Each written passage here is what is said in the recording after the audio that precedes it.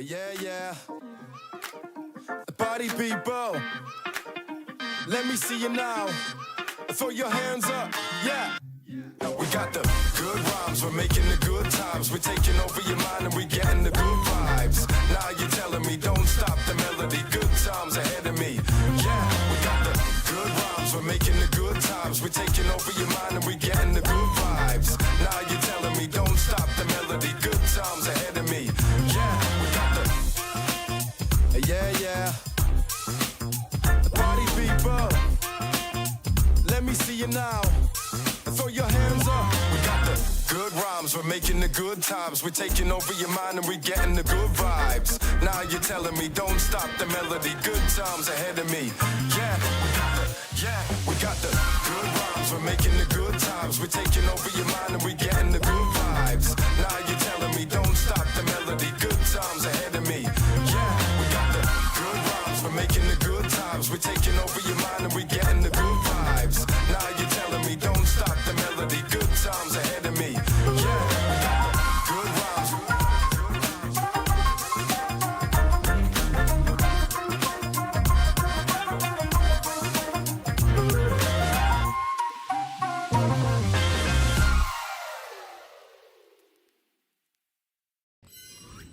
Hello, everyone, and welcome to today's stream. It is 6/25/26. Hello to live crew, and hello, Plan B. Hello, everyone. Hello.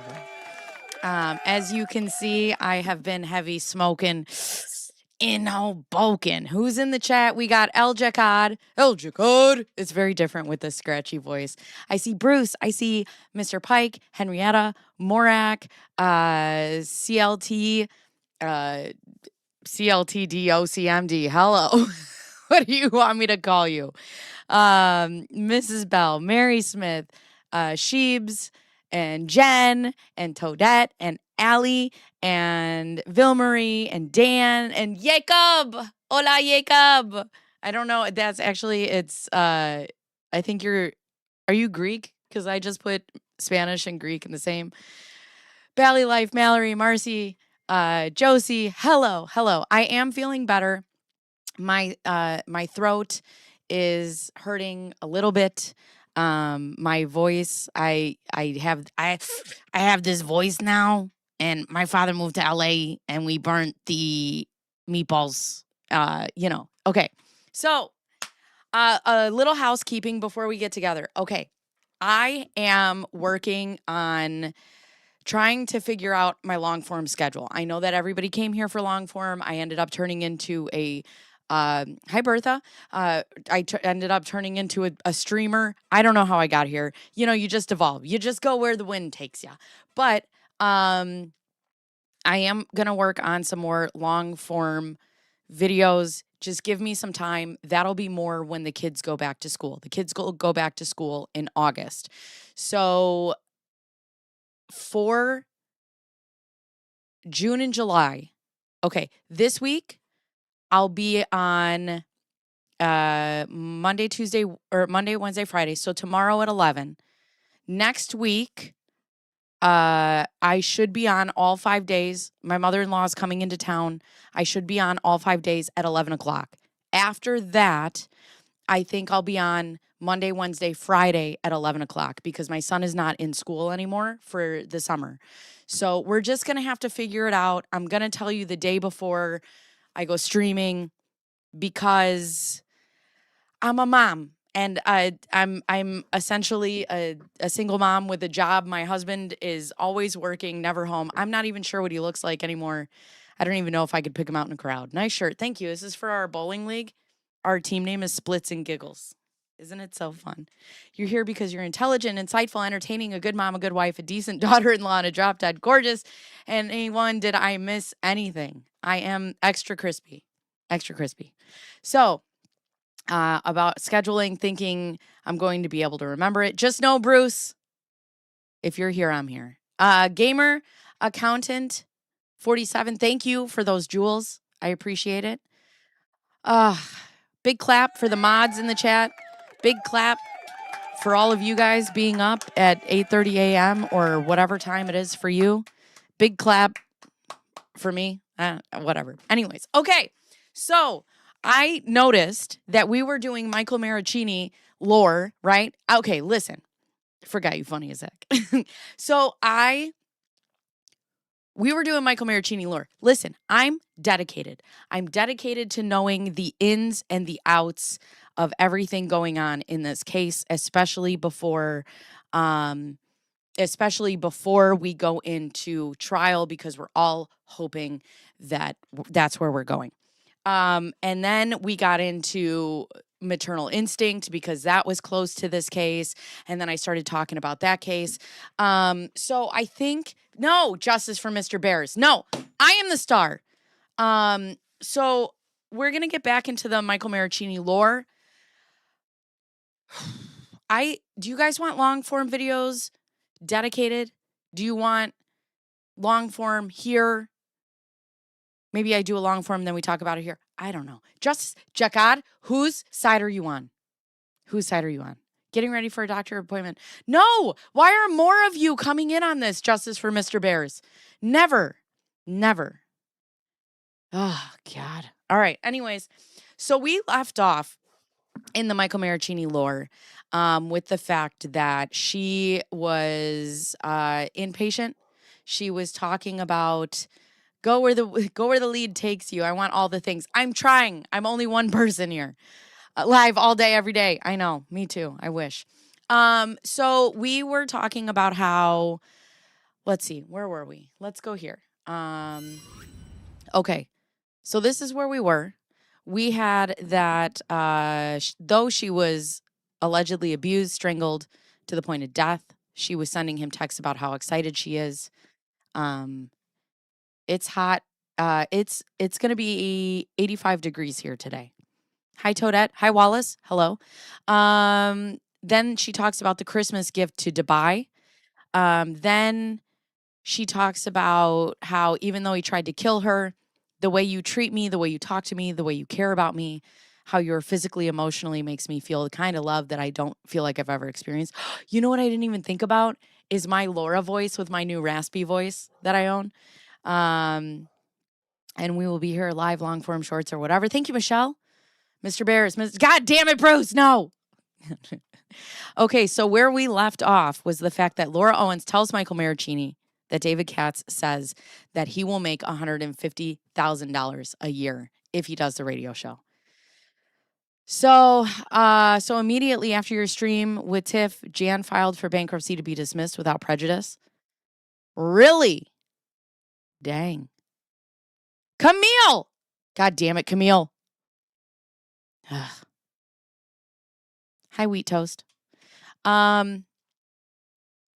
Okay, so they promise $150,000, which we know is not true. Also, I think it's, pretty safe to say that at this point, Michael's like, this guy's going to promise me $150,000, and I've never even talked to him. I know. So I told him, I said, I think you need to come on stream with me one time and just talk about this. And he goes, I can't ruin the allure.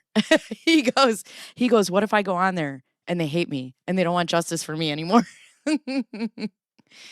What is my sticky shoes? Phoebe, is that a Friends reference? I never watched Friends. This is my new Hoboken Husky Rasp. Hoboken. I need to make that a sound. Hoboken. Please reread my last chat. Oh, Camille. See? And this is, I have, what do they call that? Comprehension skills. I have none of them. Justice for Mr. Mrs. Bears. Me. That's right. Me. I'm the star of the show. I'm the Mary. You're the Rhoda. Okay. So all right. I am, obviously you can see I am feeling a certain type of way today. Oh, also, I have to tell you guys, I'm pretty sure I still have to talk to him, even though I texted him this morning, but it's probably 4 a.m. there because it's Scotland or whatever magical Narnia place he lives. But I believe if all goes well, we're going to have Jack on the show tomorrow. Nope, that's not what I wanted. God damn it. Okay, hold on. Yay for Jack. Flux, hi. Flux, I saw your post about how you're doing school and you're doing all the smart things. I hope you're getting through it. Yeah, I've never watched Friends. I never got into Friends. I watched the Drew Carey show. I watched Will and Grace. Any episode of Will and Grace, I have it. Have you seen anything since your stream yesterday? So much has happened. I have not. But yes, the goal is to have Jack, never a truer word. We have a really, really interesting setup for tomorrow. I am so excited. I don't want to tell you what it is, but let me just tell you, I am so excited about tomorrow to talk to him about certain things because we have a very, very interesting setup. I'm so excited. I'm so excited. Okay. And also, Jack is so smart, and I just want to pick his little brain, big brain Jack. Okay. Anyways, let's get into this. We need our good horror music. Horror. I really liked The Conjuring. The Conjuring. Hello, Melon. Well, I have one final stats test, but I turned my computer on and you are live, so procrastination, we love that. Is too young to be a Friends junkie. She's a millennial that had a Gen X upbringing. I also watched I grew up on the Carol Burnett show, so like shit like that. Captain, my captain. Laura got another extension to file her opening brief in the DVRO appeal. Ugh. Private airline, many cancer diagnoses, abusive husband, and frequent miscarriages. I was bathing crazy all the time. You know a person who did this? Ay, ay, ay. Okay. Let's get started, shall we? Laura, are you here? Hi. With my rasp, it's like, home bunkin'. Oh, God. All right, here we go.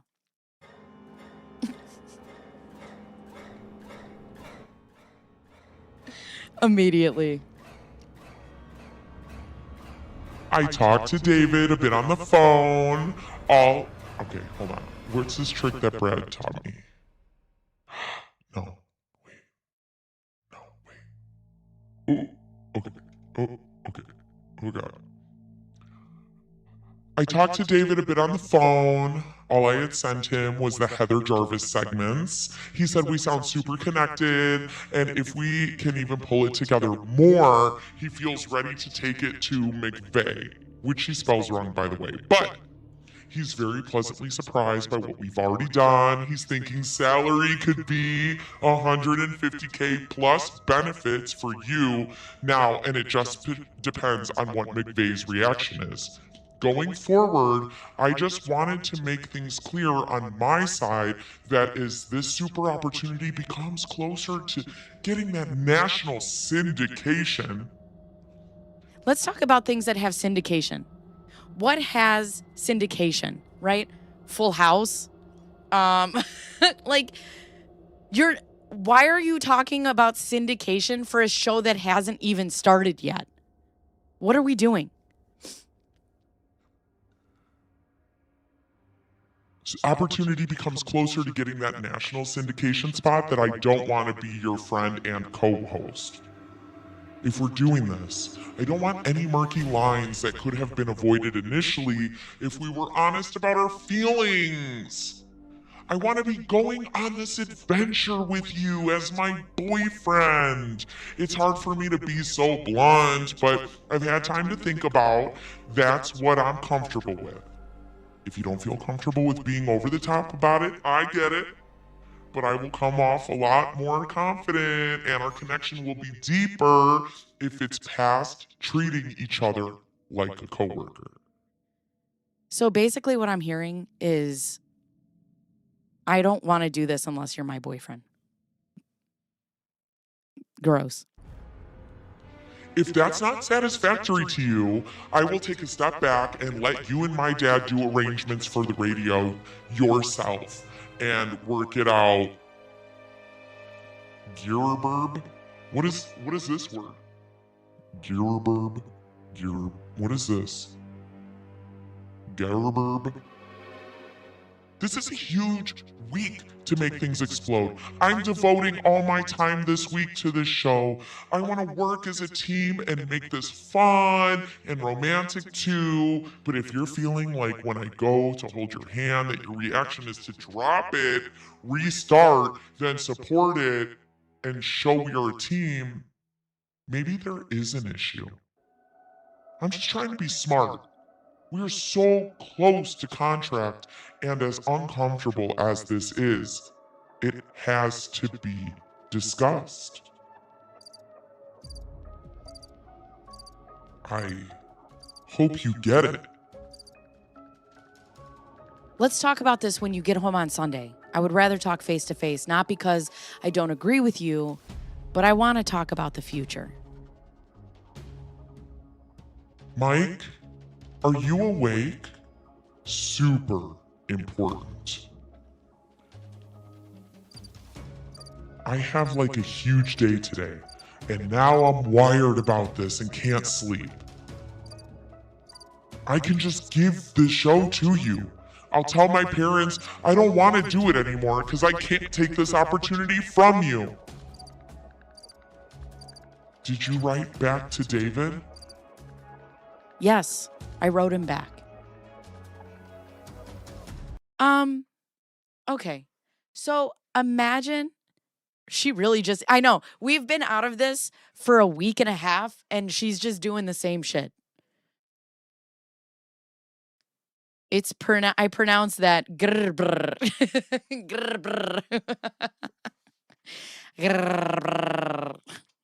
Hi, AJ. How are you? Laura's trying to blackmail Mike into a relationship with a radio gig that he never wanted. Right.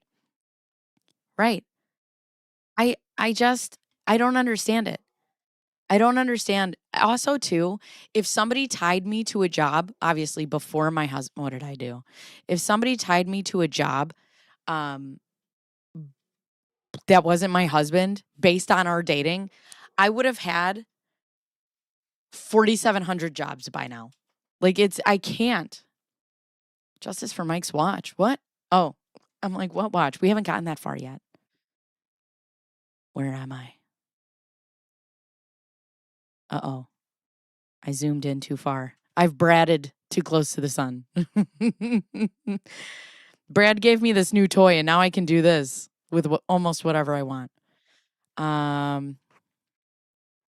Where was I? Oh, here we are. I highlighted it. Good for me. Okay. Laura Owens tells Michael Marraccini she's looking forward to them being on the same page about loving each other. They also discuss the radio show and more. I love that for us. Great. Why is this like this? Oh, because I'm zoomed in this way. Oh, God. This has changed my life. Hi, Winks. How are you? It's going to be such a special moment when you and I are both on the same page about loving each other. Boo his tomato. Where the fuck are my tomatoes? Oh, I turned them off. Boo his tomato. I really look forward to it. My dad is going to check on himself as Sandra is being flaky with me. Okay. Any word? It's not a big deal if Tim isn't coming in, but I don't want to wait until the last second to tell Kyle. If you've heard something, just let me know.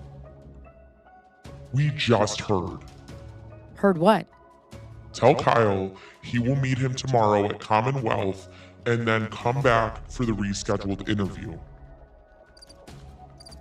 His executive assistant just contacted my dad. He had to fly out of town for an emergency, perhaps a crisis, this weekend, and is only coming back for Commonwealth Club tomorrow and then flying out Wednesday. However, they are rescheduling a day for next week. I'm gonna shower and then head in by 10. So we aren't interviewing him this morning? I'm just wanting to confirm. Not this AM. Next week, they said, so they can be sure he doesn't have to cancel with whatever emergency this is. I'm wondering if we should move interviews to tomorrow and work on figuring out a name, website, photos and put up the interviews we've already done today, think that might be the best use of our time. No, let's do both. Lies and manipulation. Let's just start. Oh, I need justice for tomatoes. I'll make one with Brussels. I love Brussels sprouts. Crispy ones. Boo, Brussels sprouts. Brussels sprouts doesn't have the same thing. I love Brussels sprouts. Dang it. Okay, so then Laura Owens scheduled a photographer for Michael Marraccini and herself to have professional pictures taken. Did you pay the photographer or you want me to pay? I will do it tonight. So sorry, forgot. Was he fine with that? And then there's no more. Laura Owens gives Michael Marraccini permission to take his mom and his sister up to Laura Owens' apartment, technically Sarah's apartment, while she's out. Oh. Are these the same? These are the same? Okay, these are the same image. Never mind. Boo his sprout. And biggin. And biggin. Nothing says professional like a relationship contingency clause. Well, Allie, I was actually going to tell you, I'm glad you're here. You can no longer be a follower of this channel unless you and I are tied in a relationship together, binding you to receiving 3,500 text messages from me a day. I'm not comfortable with you being in my chat if you don't love me the same way that I love you. If I want to hold your hand and you decide that you don't want to hold my hand, we can't do this. We can't do this. Flew out for an emergency, perhaps a crisis. Sounds like ChatGPT, but it wasn't out yet. Maybe it was a situation. We could throw hot garbage. Maybe I could just do a bunch of Laura Owens faces and we could just throw the faces. Good morning, Addie. LinkedIn. There are not many foods I don't like. Brussels sprouts are one of them. I hate mushrooms. I accept those conditions. Morax, like, I wasn't even in on this contract, but I'll just sign it. Has been seen, queen. Hi, Deanna. Okay. So Michael Marraccini shares with Laura Owens that he's been depressed and having no income isn't helping, which, I'll make a bunch of little low faces and we could throw them at the screen. It'll be hilarious. Or I could just get her crying faces and then I could make it like a sad rain down of her crying. So, all right. Well, let's read this first before I give you my thoughts.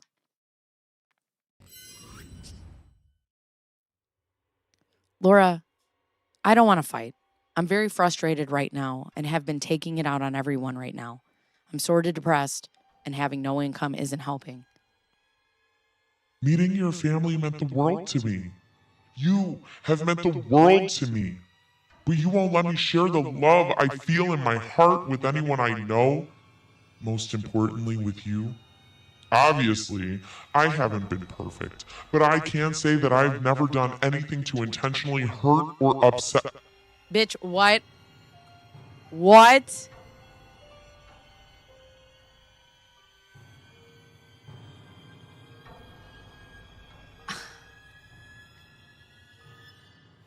But I can say that I've never done anything to intentionally hurt or upset you. My actions have been guided by the best intentions, trying to treat you like a king. I think about you all the time, trying to come up with words, photos, food, and anything that will cheer you up and make your day better. I've tried so hard to show you how much you mean to me and how much I love and adore you. I had 2 dreams this week where you told me you loved me and it was just magical. Then I woke up and realized it wasn't true. You still don't want me to post photos of us, and you still don't want your friends to know we are together, and as much as it absolutely crushes me, I don't know what I can do at this point. I want you to be proud to be with me and to hear you say those words, quote, I love you so badly. I'm just afraid that at this point, maybe it's just not going to happen. I understand the consequences of my actions, but I don't want to feel like I am fighting an uphill battle my entire life. Regardless of what happens, I hope you know that my love for you will never waver. I wouldn't have missed a moment we spent together for the world. I cherish them all.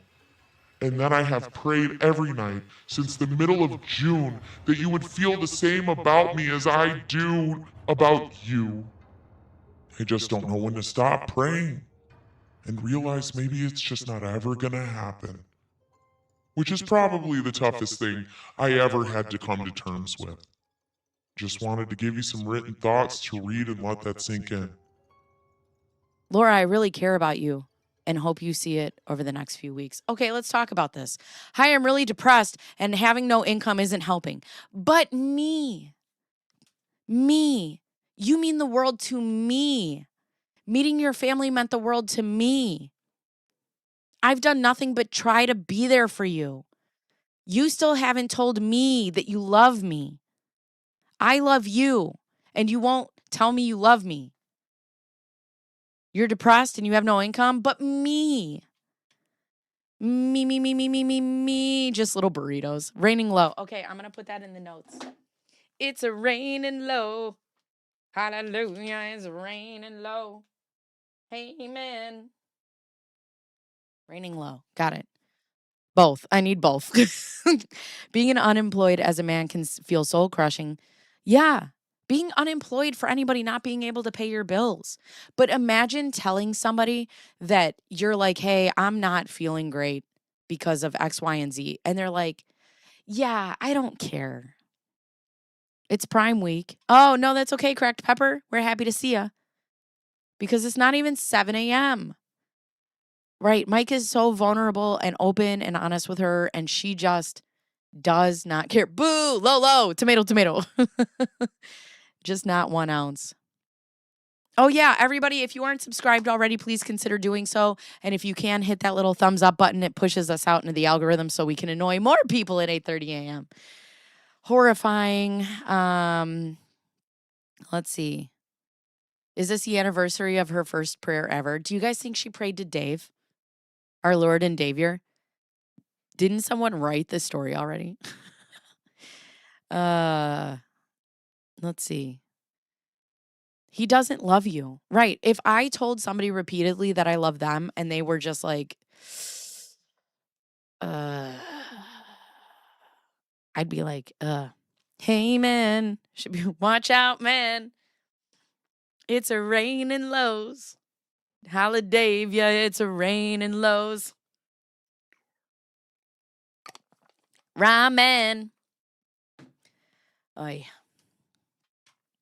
After Michael Marraccini doesn't text Laura back about Super Bowl plans, she claims she talked with David Katz on the phone. She also claims to have upgraded their hotel in Dubai quite a bit. Laura Owens offered Michael Marraccini a trip to Dubai and planned it herself. She prayed to the great. Oh, it's Cornholio. He's just not that into you. Or he's not into you at all. Not even just not that into you. He's just not into you. Take that out of it. What time is it? Where am I? Jen, we don't know where you are. Just stay on the couch. You'll be fine. You'll be fine. All right. Is this the one? Let's see. Yep. All right. Here we go. Also, what time should I be ready tomorrow? Just trying to plan my day, and I'm planning on getting up at 6 to be able to work out. Oh no! Fake Laura Owens! Oh, my alerts are off. Sorry. How are you, fake Laura? Thanks for that 5, friend. Wait a second. You know what? Fake Laura Owens, every time you come in here, I ask you the same question, and you never give me an answer. Tomorrow is it. Today is the 25th. Tomorrow is the deadline. Are you taking the plea deal, or are you going to trial? I need to know. I need to know. Tell me. How long after Iceland are we? Hey, chat. The voice is back. Sure. So Iceland was 12/31. So it was New Year's Eve. So now we're in February. Go to trial. Go to trial. Okay. Go to trial low. We'll do the trial song after this. Hold on 1 second. Let me get through this. One thought at a time, chat. Never mind. Wait. Just trying to plan my day. I am planning on getting up at 6 to be able to work out and ride before the Super Bowl, so just let me know the plan, please. Would really appreciate it. Never mind. I had been looking forward to it, but I'm not gonna beg. Have a nice one. Call me when you can. I talked to David. I also upgraded our Dubai hotel quite a bit. It would really mean a lot to me to watch the Super Bowl with you, and I finished riding and working out. So can you please let me know what your plan is? I really need to talk to you. I'm heading into the station for a bit. Really could use your input since it's half your show. I can feel it, friends.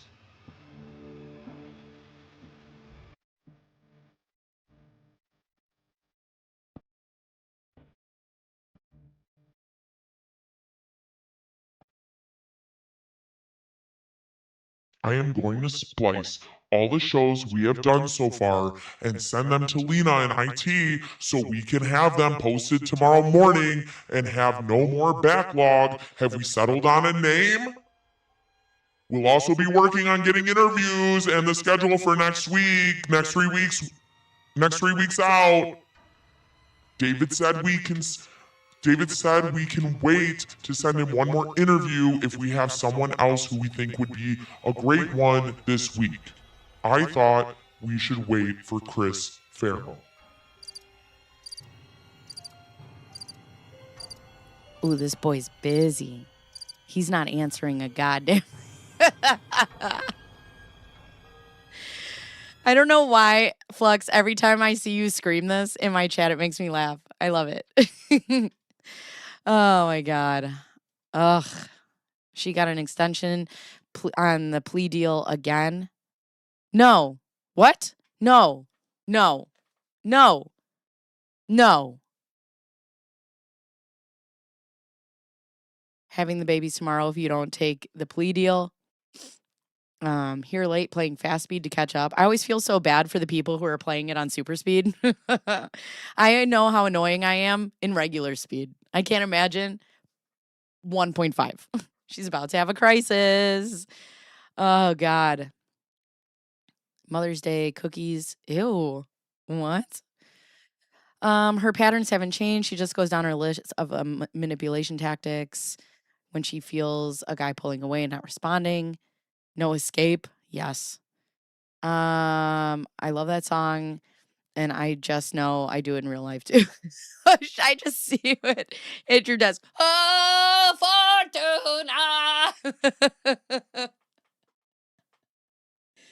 Fortuna. Wait, and extend for plea or the appeal? It's the appeal. Guys, my beehole just tightened. Don't do that to me. Don't. Razzmatazz. You had me upset there for a second. All right, everybody. Here we go. You want it. Manifestation. Because that's what we do. We tell Laura to go to trial. Laura Owens. Do it, do it. We believe you. Tell your story. Go to trial. You're not a liar. We believe you. Do it, do it. Hey, Laura Owens. Go to trial. We believe you. Everybody else is lying. Hey, oh God. Laura Owens. You can do it. We believe you. In explaining exactly how gross this is to my son, I just came up with this. Combining a romantic and business relationship is turning Mr. Marraccini into a prostitute against his will. I mean, boost the soundboard. It's a little low. You got it, dude. Okay. Singing in my meeting. They're just going to be like, what is happening? Work people and had you on 2 times for a few because, oh my God, me and 2 times. Barf. Yuck. Yuck. All right. I'll turn it up for that song. I do have it a little low. All right. So now that we know she only cares about Super Bowl and not his depression, I can't take your disappointment again. Okay. Literally, hold on. I have to show you guys something.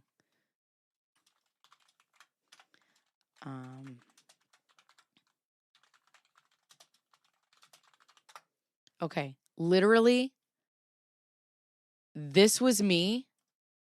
Where is it? I need the giant picture. Hold on. This was me the entire day of Lowe's plea deal. Just Quentin Tarantinoing all around my house. I just went in rooms and I just looked at shit the whole day that her plea deadline, because I was convinced that we were going to hear it that day. I don't know why. And then I was on stream and somebody told me that she didn't, it was an extension. And I was very sad. I will not do this to myself a second time. Hey, Purposeless, how are you? So, but this, just know, this is me. This is me. I just, all day. I was so amped for that day. Michael Marraccini asked Laura Owens about their trip to Dubai. She avoids giving him flight information and instead spirals about their relationship. Holler. My face, quit playing, y'all. It bothers me that people's attorneys is between negotiable. Oh, autonomy. I can't read. Negotiable and non-existent. It's non-existent. Even when they're like, I need boundaries, she's like, no thanks. No boundaries? What are boundaries?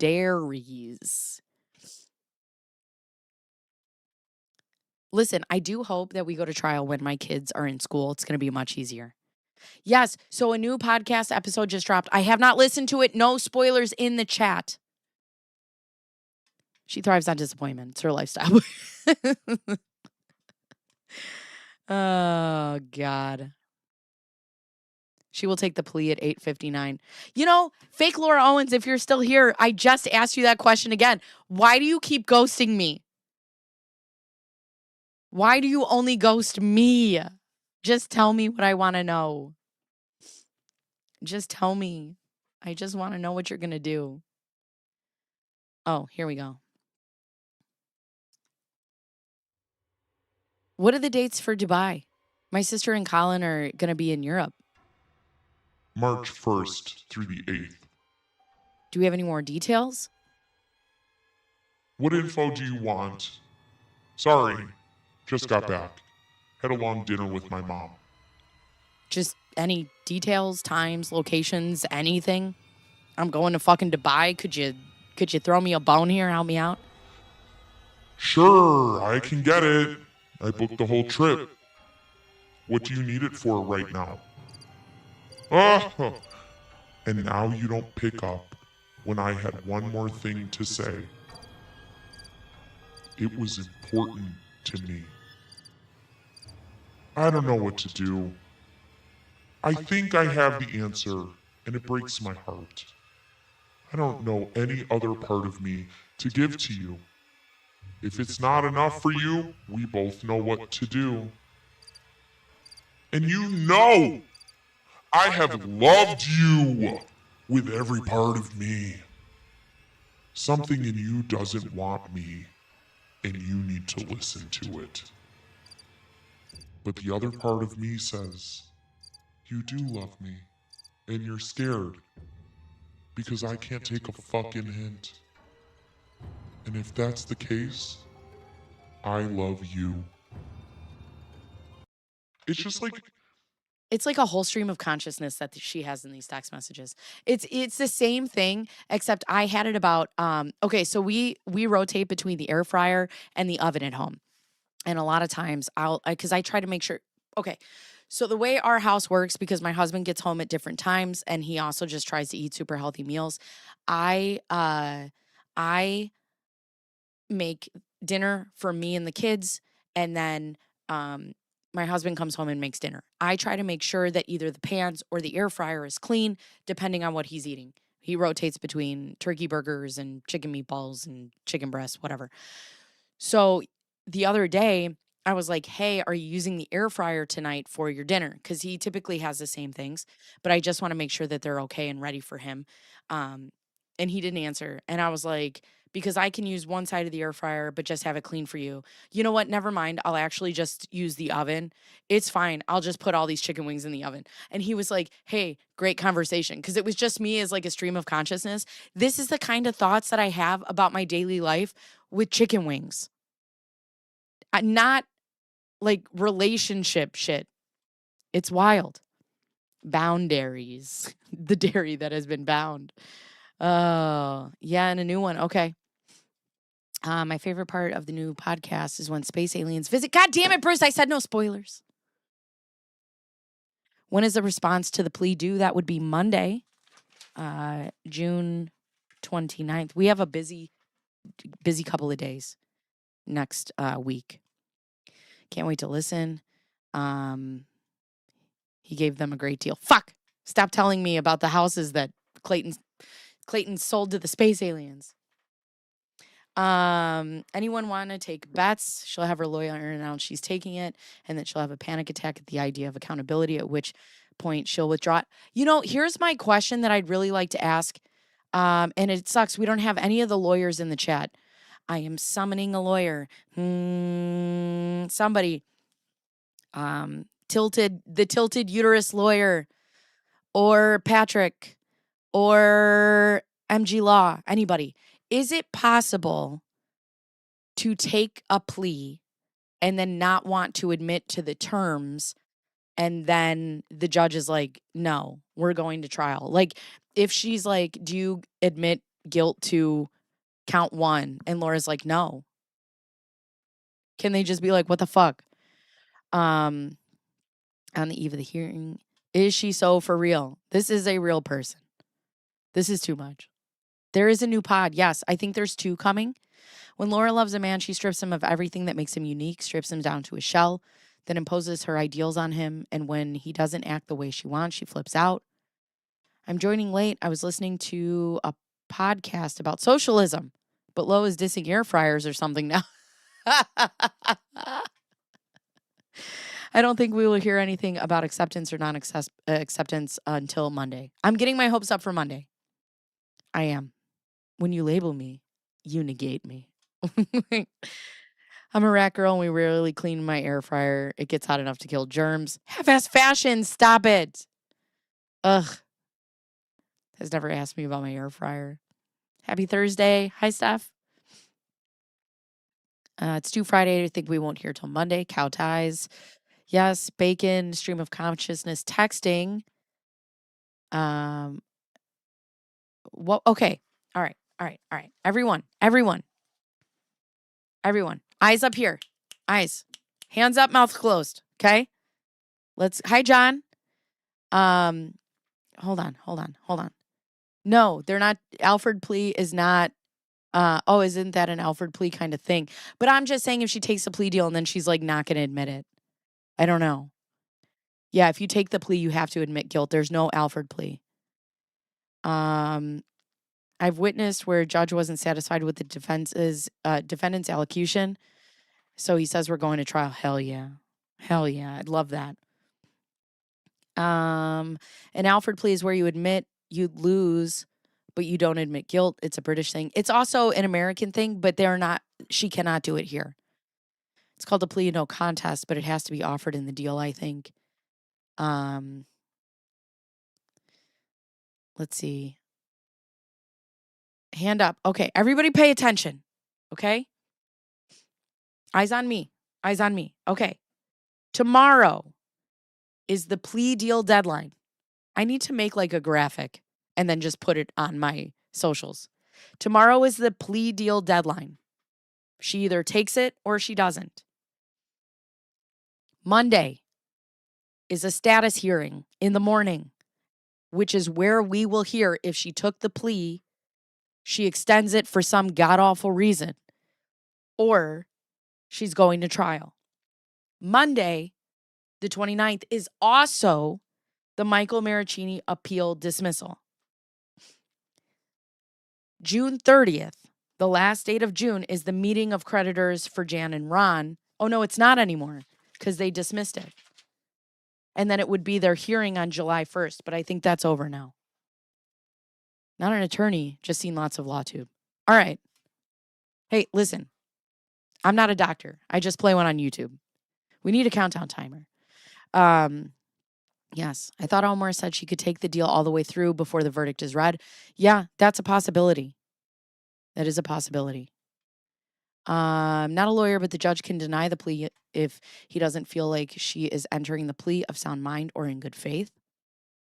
You have to go through allocation where you describe how you're guilty. Yes. Yes. And that's what I want to hear. I want to hear how, why, when, who, what, where. Tell me all the ways you're guilty. Admit to me. Admit it. Do it slowly. Admit to me all the ways you're guilty, girl. Hell yeah. Tell me, did you lie? Yes. Tell me, did you fabricate ultrasounds? Yes. Say it slow. Whisper it in my ear. My name is Laura Owens. I am guilty. And I gotta take a plea deal. Because I am guilty of perjury and fraud and fraudulent schemes and artifices. I need a life. Anyways. Do it. Hi, no thanks. No thanks. We missed your little people. Boom. Arrangements after jury selection. She extended appeal time. This is the thing that makes me think she's going to trial. Is she still on this Michael Marraccini shit? So, the bankruptcy dismissal wasn't granted. Massborn, thank you for that gift. Appreciate you for the sunshine. It's only a motion. Hell yeah. Did something wrong, let alone all of her lies. The judge won't be satisfied. Well, the state could take the plea off the table completely, as I think they did with Sarah Boone. Hell yeah, do that shit. If only a court requires her to, not all courts require that. Oh no, don't do this music. Tell me you're guilty, baby. Hi, Wanda. Can the judge say no dismissing to the bankruptcy and like force them to get grilled by Jennifer? I don't know. I need a cigarette. Saying you're guilty, baby. Do we have a song? Do we have a new song to go with trial? I don't know. We just make shit up. If she's still pursuing Mike, there's no way to. Right. Because we've talked about this before, right? Like giving up Michael Marraccini. He is the cornerstone of her entire case, of her entire lie, of her entire scheme. If she gives up on Mike, or if they dismiss this with Mike, I believe in her brain, she thinks she's done. I truly think that. Because without Mike, there's no true victimhood, right? Without Mike, there's no epilepsy. Without Mike, there's no near-death experience. Without Mike, there's no domestic violence. Without Mike, there's no napkin lady. Mike is tied to so much of this alternate reality that she has built. And if she lets that go, I personally think she thinks she has nothing. Yes, without him, her foundational myth ends. Great point. Thank you. I don't think they offered it here. I don't think they offered it in here. Allocation can also be done by her attorney. It doesn't matter. I don't care, Widget, who it's done by, as long as somebody admits her guilt and her lies. I mean, I'd love to hear her say it. But also just give me what I need so I can continue making content off the back of the fact that we were right the whole time. And by the whole time, I mean, I've been here 6 months, but everybody in the chat has been right for the past 3 years. I'm not ready for that character to exit the story. Oh, God. Did you guys talk about... We haven't. No, not yet. I haven't listened to it. I don't know how.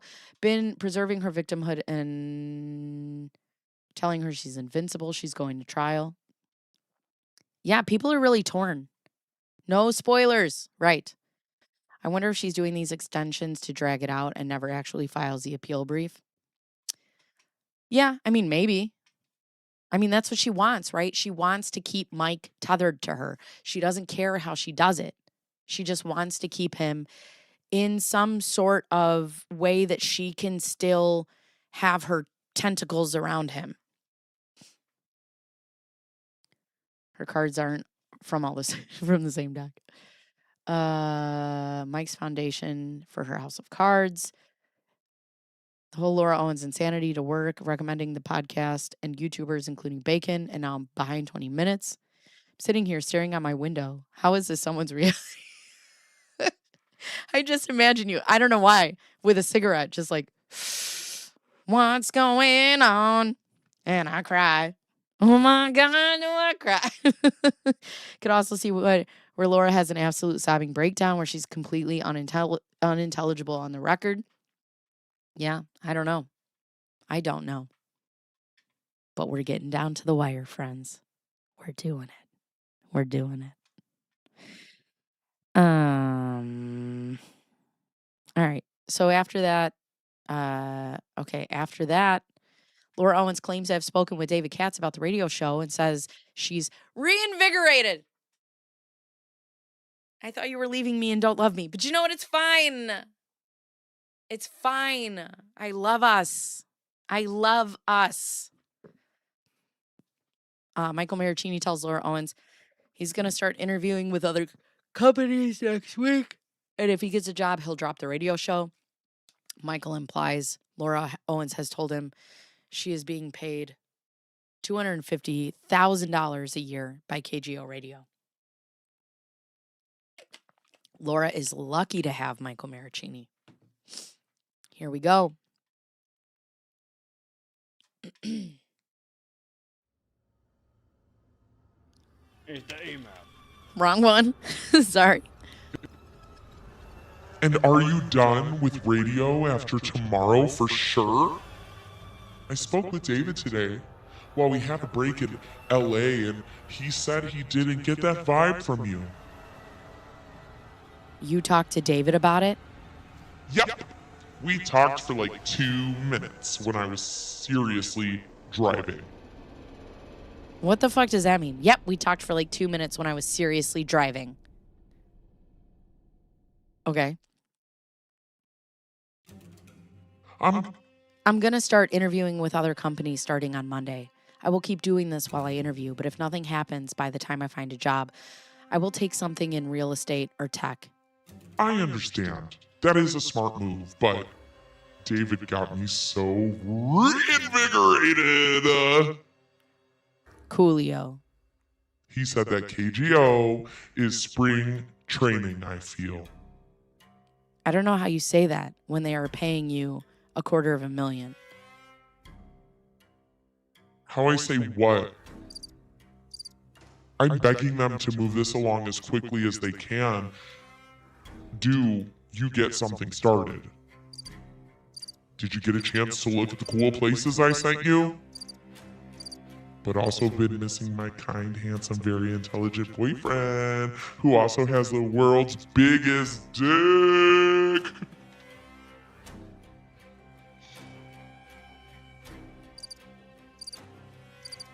I'm somebody's mother. I'm somebody's mother. Can't you just type back? Anyway, hearing my friends talk about their situations made me realize how lucky I am to have you. I can very clearly see us together and very clearly see us successful. We make a good team, and I adore you.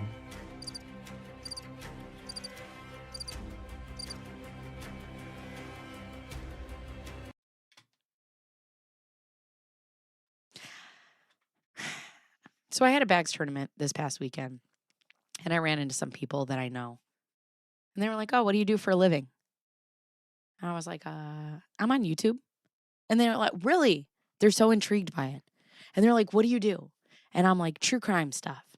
And they're like, "Oh, that's awesome." And I'm like, "Not in the way you think. Not in the way you think." It's different. I don't think of any true crime channel that you've watched on YouTube, and take them and ball them up and throw them in the trash, because that's not what I do here. Is different. It's different.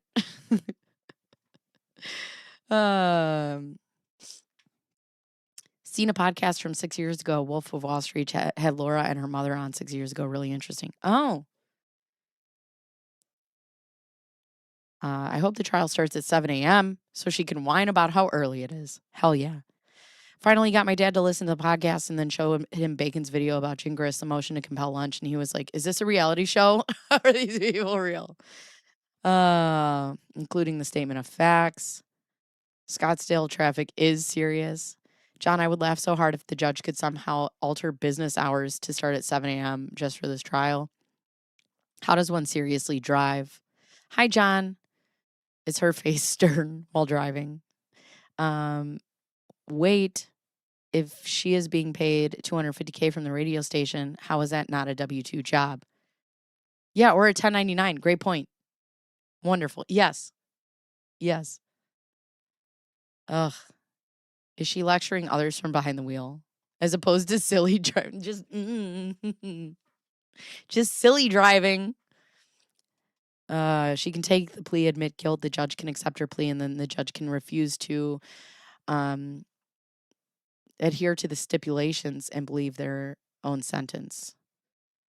But I love lives. Yay. Is she a driving instructor undercover? She's got the gas and the brake on the opposite side. Oh, this is embarrassing. Oh, God. I'm feeling a bit better. My voice is just, I don't know, I kind of like it. Your long form content is true crimey. It's criminal crime. It's criminal crime. Yeah. I guess I should just never tell them my lives. Or if you were ad-libbing again. No, she said it. No, she said it. Yeah, no, she said it. Yeah. To see that text with No, if I ad-lib, I'll always tell you I'm ad-libbing. Yeah, it's a difference we love. I seriously drive all the time. It's a thing. I sing along to disco. It makes it so much easier. When Hound Servant is silly driving, he drives on the right side of the road. We're all a bunch of silly drivers here in America. Because it was not a real job. She lives in the land of make-believe. You know, when you're out on bond pending trial, you told no more criming while on bond. Doesn't this DVR renewal qualify? I mean, yeah, she's continuing to lie on affidavits. She's never not in charge. Laura panicking about Mike mentioning the watch to her father makes me wonder how she'd react if Mike talked about her radio job with her parents at the House of Prime Rib. Oh. Was her request for the 30-day extension granted already? She just filed it. I believe so. Road traffic laws are for nerds. Fucking idiots. I know. That's what my husband said. He's like, I feel like every time I get on the phone with him, he's like, oh, shit. Oh, God. And then I'm like, you don't like my regular voice? Damn it. Laura Owens claims to have received more text from David Katz. AC went out in the truck. I'm only doing combat driving at this point. You're just Ace Ventura out the window. Oh, boy. Okay, so here we go. I just heard this from David, so let's plan on talking to him on a conference call Monday once he had just listened for a couple more files I have sent him. Is that okay? And this is from David. Laura, I've caught up at work since being away. I will listen to over this weekend. I did just have a conversation with Justin Whitmire, who is bullish on you and Mike. That's a very positive sign. Laura says, super. Marilyn, thank you. Thank you for the Uncle Alert. That is so wonderful to hear. I will let Mike know the news and maybe we can talk. We can all talk on the phone after you gathered some thoughts on the new stuff we sent. I know you are busy and I really appreciate what you're doing for us. Just make sure you and Mike keep the Justin conversation to yourselves. Don't want to jinx it or spook him. Got it. Got it. But we do silly driving too. More cats. All right. Michael Marraccini has asked for space. Oh, surprise, surprise. Laura does not respect that. What? Laura doesn't respect space? Or boundaries? Or just anything? Michael Marraccini is frustrated that he has still never personally spoken with David Katz. Yeah, I would too if $150,000 was on the line. Yeah. Yeah, for sure. I would be upset. Princess, thank you for the rose. The flowers. I can buy myself flowers. All right. What did I do? You didn't do anything. Just leave me be. I don't want to talk. Okay, hold on. Hold on. With my voice, this is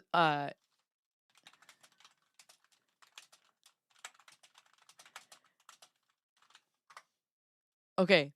So with my voice, this is what I heard. You know what, Greg? You're not a good friend. Whoa. How could you even say that?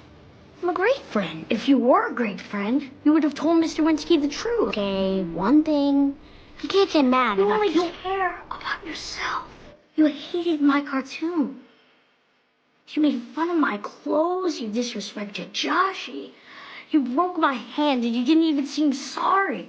That broken hand was the best thing that ever happened to you. Don't call me. Don't come by my house. We're done. With this voice, that's what don't call me. Don't come by my house. We're done. Oh my God. BB sounds like she's developed a Hoboken filter for this line. Actually, what you guys don't know is I'm a method actor. So when I get off a stream, I actually smoke about 6 packs a day to get here because I'm really trying to get in my Hoboken realness. Hoboken. But yeah, that's what I hear. Just leave me be. Don't call me. Don't come to my house. I love that sound so much. We're done. Oh, God.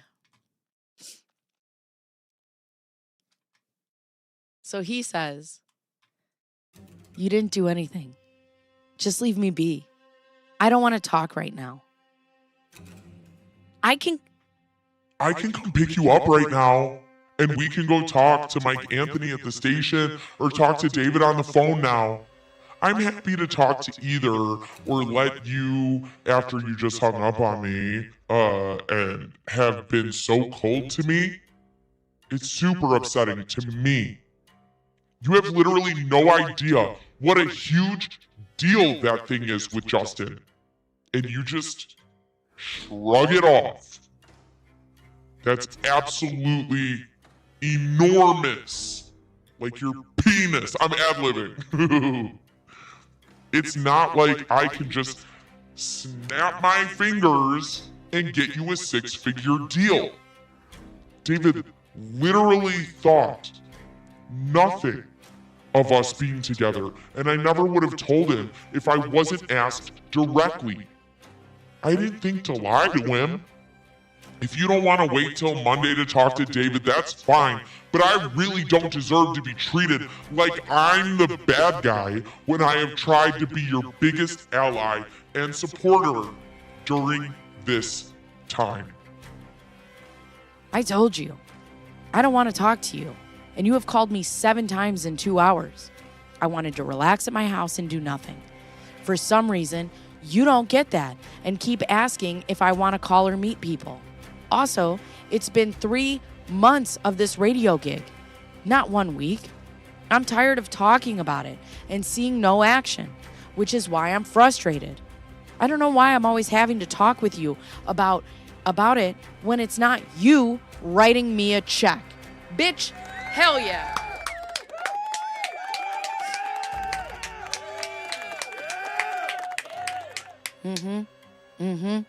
Hi, Wendy. I didn't know you wanted to talk on our first call and you hung up on the second, which is why I tried to call you back 3 times. I didn't know you had precipitated that. I'm trying to ask you if you want to talk to or meet with people today because you're questioning me about everything, and as you said, I'm not the one writing the check. David is a huge, huge deal in radio, and even my dad tries to save his calls for only when he really needs it. And since he is so busy and doesn't usually answer his phone, he communicates mainly by text. Given that my dad told me that David was dealing with a huge issue between him and Cumulus and having to involve the union in it, I didn't want to push him to talk to us about the show today. I figured we could save time by having us both talk to him on Monday and letting him focus entirely on the situation with my dad today. I never once stopped you from going to Mike at the station and talking to him. But like I said to you, David doesn't even think KGO was the right fit for us for the long term, and that it wasn't a great use of our time to focus on the local market when that will limit us going forward. Now we are finally ready with a great podcast and B, proving ourselves on a live show so we can move forward. We only did the live show Monday. We're gone Tuesday through Thursday, and today is Friday. So I don't even know how anything big would have gotten done between then and now. Anyway, I thought it was all easier to have me as a buffer between KGO, David, and you, since I know all the players involved, because I am all of them involved. I'm ad-libbing, huh? If you just want to do all of that on your own going forward, or if you just don't want to do it at all, totally up to you. I'm not going to be the bad guy anymore, though. It's really not fair to me when I've only been trying to help and have had nothing but your best interest at heart, as does my dad, who has tried to help put in a good word everywhere he can. I'm not asking for you to stop. I'm asking for a guy who is supposed to be representing me to reach out. You're overthinking this and need to take a chill pill today. Just don't put it in your vagina. I'm ad-libbing. I just read your email to David and I really appreciate it. Thank you for doing that. You are very welcome. I am late tired.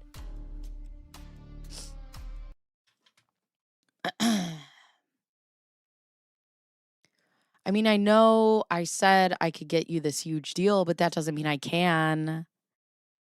Like the abortion thing. God, you suck, Mike. You're the worst. Never reveal your location. Keep moving. A moving target is always harder to locate.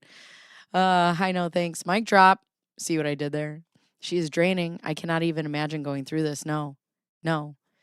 David appears to have 2 clients. 2. Uh, no means keep trying.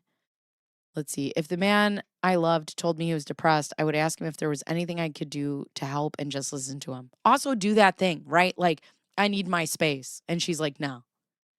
Hi, Linza. Let's see. Her love will fix him. Yeah, I'll fix you. I'll fix him. Ugh. At a free Gmail account, right? Yeah, Mike is. No, Bruce, it doesn't go there. It doesn't go there, Bruce. It goes in your beehole. Don't call me. Don't come to my house. Michael Marraccini shares an email with Laura Owens he sent to David, and David's response, note, David Katz signs off with All the best. a version of Laura Owens' infamous all the best. I've called 5 times and just read David's email and have a big response that I'm about to send back. Sorry, I had a crazy bizarre day. Just got on a flight to San Francisco and turned my computer on. Had to turn my phone off to save bat because I was almost out after trying to figure out how the hell to get back today. Coming back for my dad's doctor's appointment tomorrow afternoon. Can you email or text me his and your email? This is the email from Mike. David, you're a very busy individual, so thank you for taking the time to write such a detailed email. Thank you for your transparency, and honestly, all I ever hear from the Owens family is how good I'm doing, so I appreciate the constructive feedback. I've come a long way since the first interview and continue to improve on a daily basis, but I know I still have a long way to go. I also think you said it perfectly in regards to the Ben Zorn follow-up question. I need to focus more on listening to the individual instead of looking for my next question and following the agenda. Learning how to engage individuals and have a Q&A, a natural flow is something I want to great at, aka Stern and Owens. Since you have been candid with me, I would like to do so with you. I disagree that I'm being impatient, to be honest. I don't know how I can be more patient. Since being in radio since late November, I have followed everyone's guidance, Laura, Ron, and you, and have been practicing on a daily basis. Laura has been the driving force behind the radio show and is constantly pushing forward, which is something I really respect. With that being said, her and I have very different reasons for being impatient. She is impatient because we are not live on a daily basis, which doesn't bother me since I know we are not ready. I think we will still have a lot of improving to do before they kick someone off the air and put us on. The reason I'm impatient is because there is zero direction from KGO and I'm not being compensated. My only interaction with members of KGO have been with Mike Anthony, which consisted of, quote, hello, it's nice to meet you, quote, my other interaction with him. Bruce, thank you for the gift. My other interaction with him was when we were getting kicked out of the studio because of all the other conference rooms were being used. I honestly understand how rare this opportunity is, but there comes a time where reality sets in and bills need to be paid. I have always been a hustler and admire your drive and how successful you have become by pushing and advocating for top talent. Never once has anyone ever walked in and said, quote, hey, those interviews were good, but you should focus on this next time. I don't care if they came in and told me that the interviews were terrible, because at least it would show me that they are listening. I truthfully don't think one member of KGO has listened to any of the interviews. With all that being said, Laura is very optimistic and she wants me to keep pushing forward but she is currently getting a great salary and I do not have money coming in. I want this opportunity, but I also know my worth, and an interview today with a venture-backed solid company with a substantial base salary and bonuses. I think I have been patient, but I can't wait much longer to accept a new position. Could the station put forth any compensation as well as goodwill gesture to keep me going? I hope I am not out of line, but I want to be transparent with you as well. Sincerely, Michael Marraccini.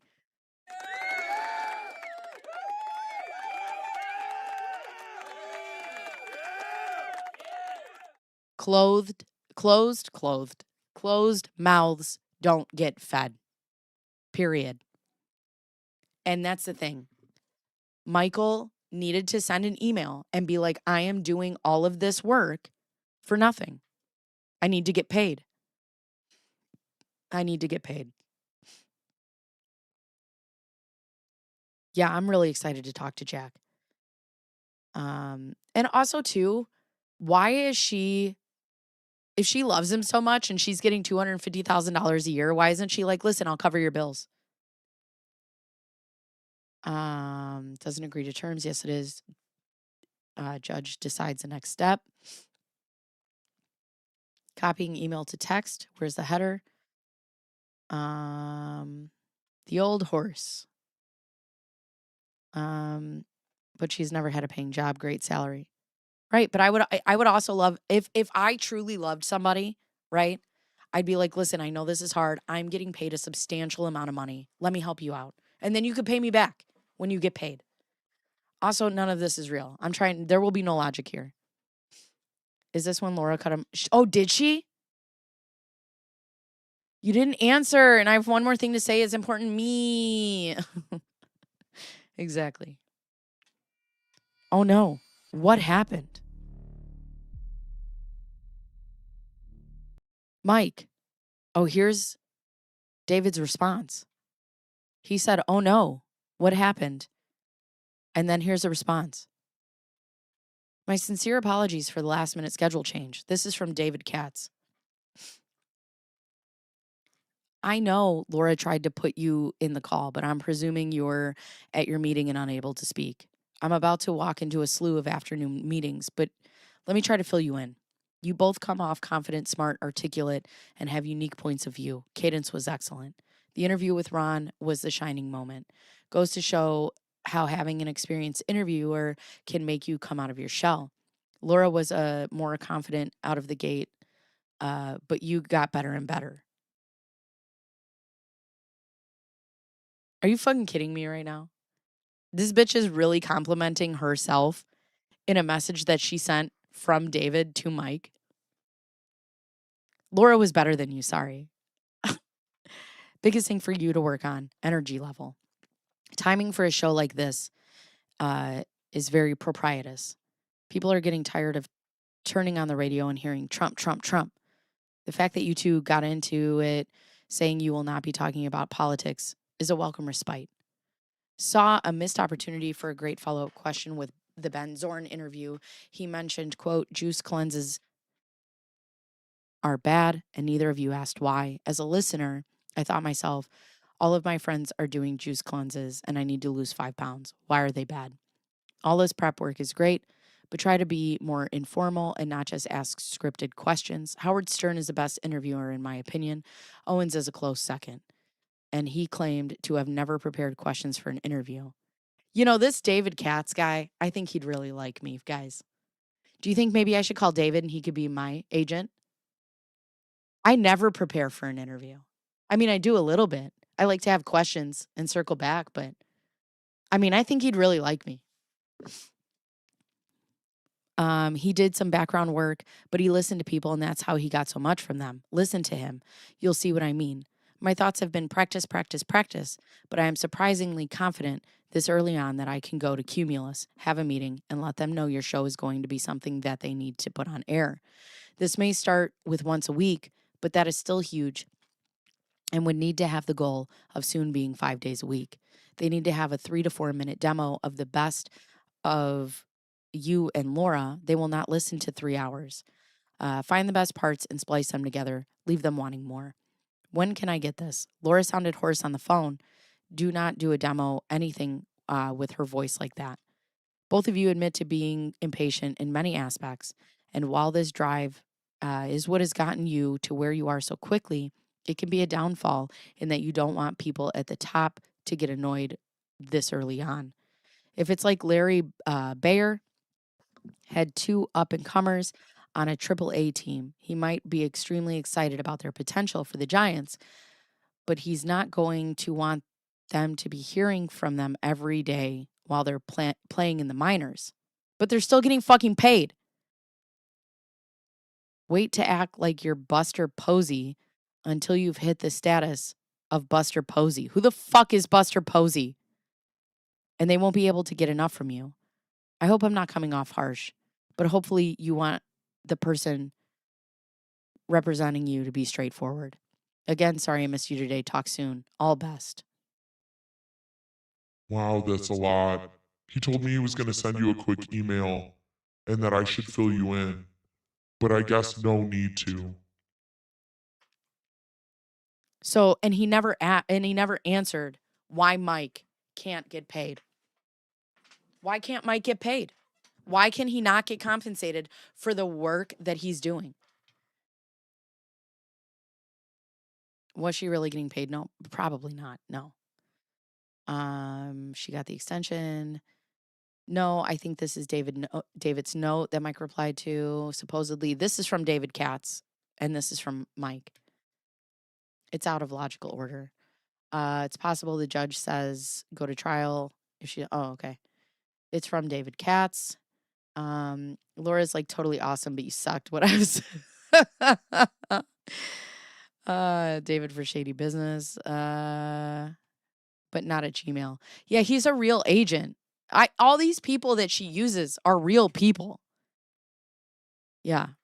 Oh, that's a good point. Laura is setting it up for Mike to be blamed for losing the radio gig. I've not seen professional emails close that way. Isn't Buster a catcher? Ugh, I don't know. Yeah, she has no 1099 or, well, we don't know that.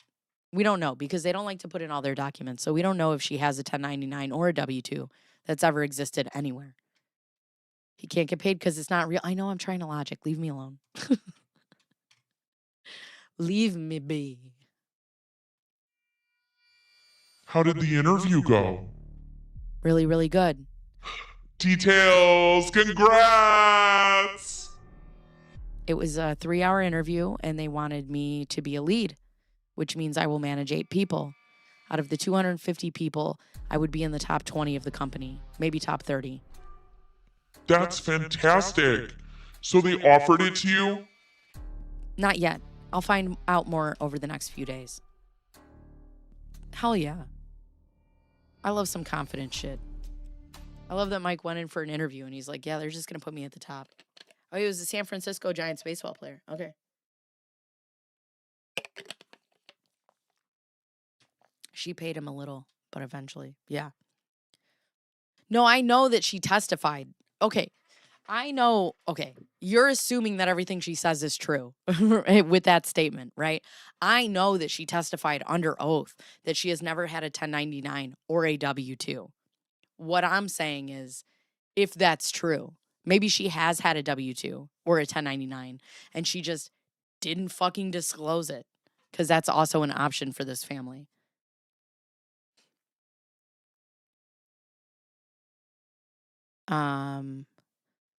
How soon until she gets back to talking about right now? Right now. Yeah, what radio station would pay Laura's voice $250K? And also her cadence. Like when I listen to her talk, it's just I don't it's not for me. That's why. Just shut up. That's why. Just shut up. Just shut up. Oh God. I wonder if Ron negotiated his contract and he would have a team working for him. Pretending to work on his money. Yeah, you can never assume she's telling the truth. Laura Owens wants to sleep on Dubai, stating, I just want to make sure, okay, we'll see what that is. But she sends Michael Marraccini a lengthy message about their relationship and suicide. Again, okay. Michael Marraccini calls her out on her claims. Oh, this is going to be a juicy one. Oh. All right. Let's go, Daddy. Let's go. We're in it. Also, I'm gonna sleep on Dubai and let you know first thing in the morning. I do obviously want to go. I just want to make sure this is going forward for a long time to come, since you aren't comfortable with saying that you are with me yet. Oh, holding a vacation over his head. That's nice. That's nice. Trying to make sure that it's not just a sign it's not right for you. Sounds good. But you see a future, just aren't comfortable now posting it? I just wish I knew if you were gonna get over this or not. Did that make you mad? I'm sorry. Call me before bed, please. If you are awake, I would really appreciate you giving me a call. I spoke about it with my family and just wanted to chat with you briefly before I go to bed. I really want to go. I'm just trying to empathize with your side. I just really need to talk with you.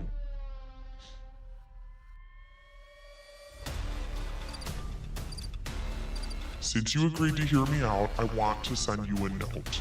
I have told you this repeatedly, but every day I am thinking of anything I can do to make you smile and improve your day. Your happiness is my happiness, and giving you pleasure gives me more joy than anything I could do for myself. I don't understand why, but as I mentioned on the phone, you truly do think I have other motives. And the side of me that you chose to see is a bad one.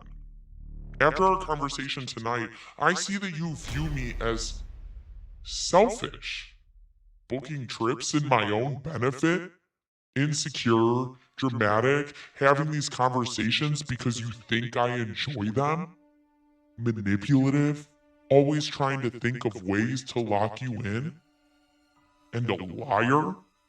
You have been open with me that you think I have lied about the radio situation, when I have only told you what I have been told and have no control of David and whether or not he calls, texts, or emails.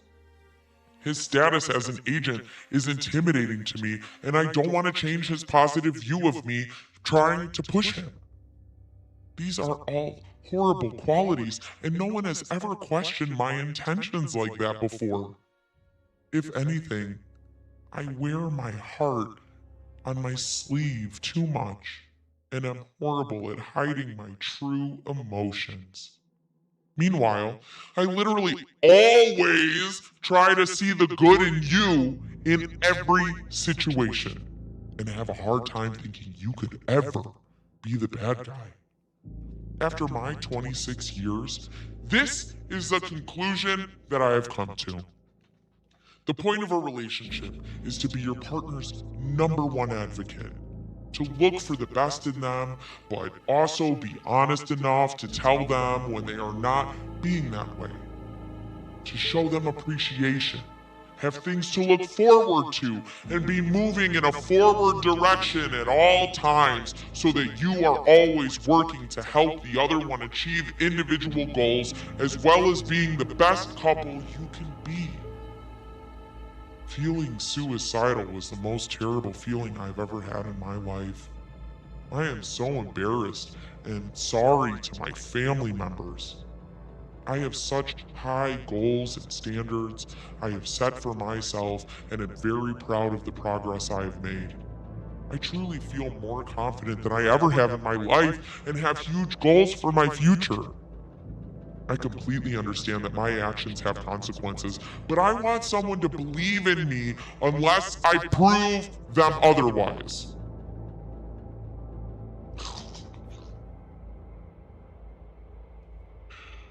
Okay. You constantly seem to doubt me and say you can't emotionally trust me, and I don't know if or how I can ever prove you wrong. As things stand, I feel like I have zero control of my future because everything is resting in your hands.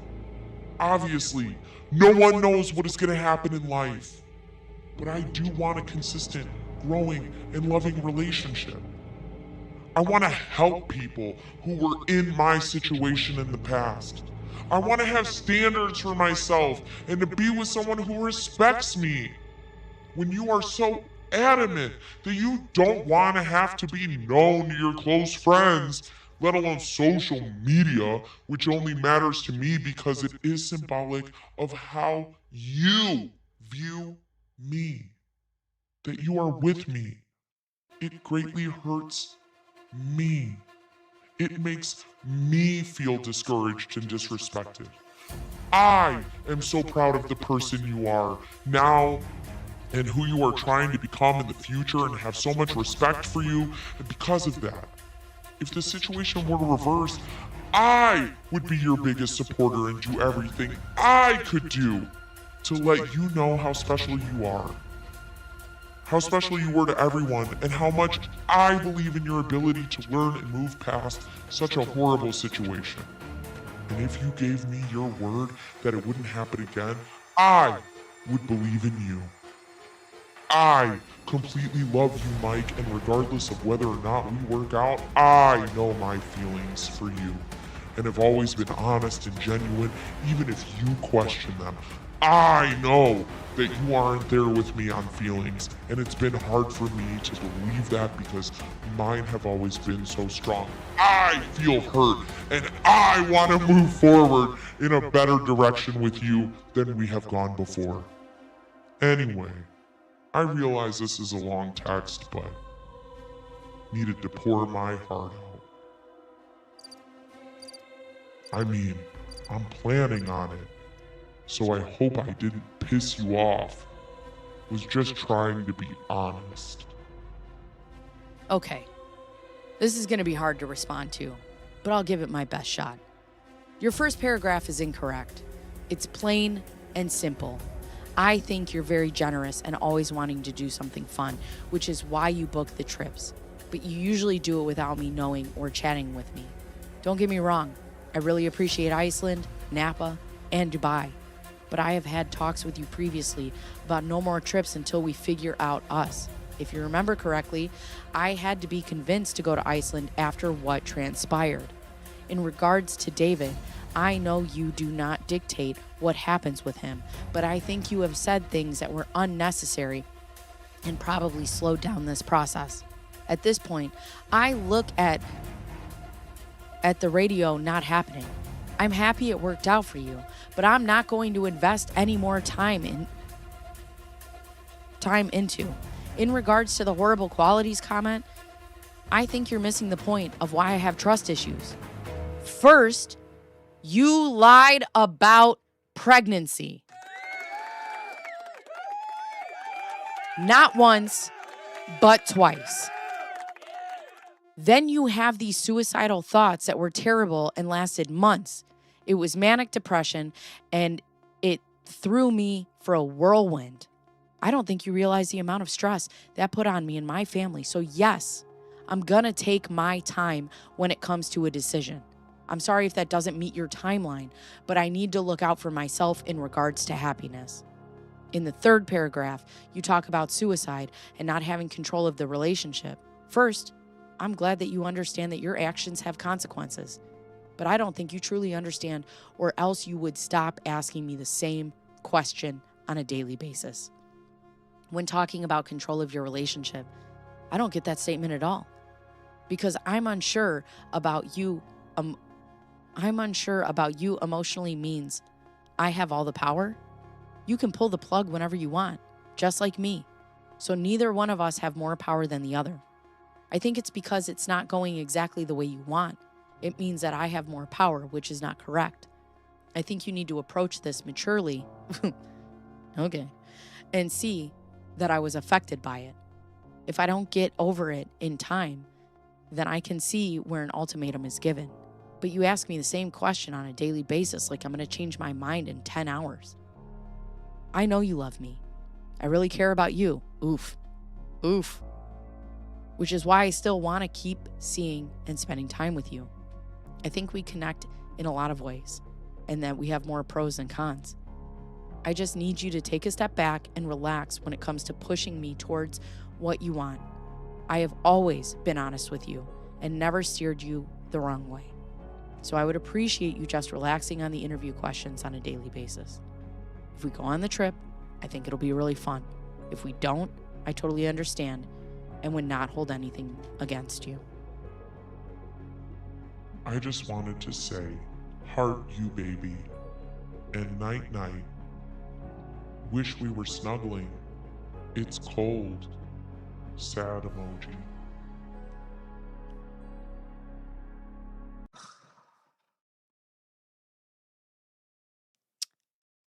I need something.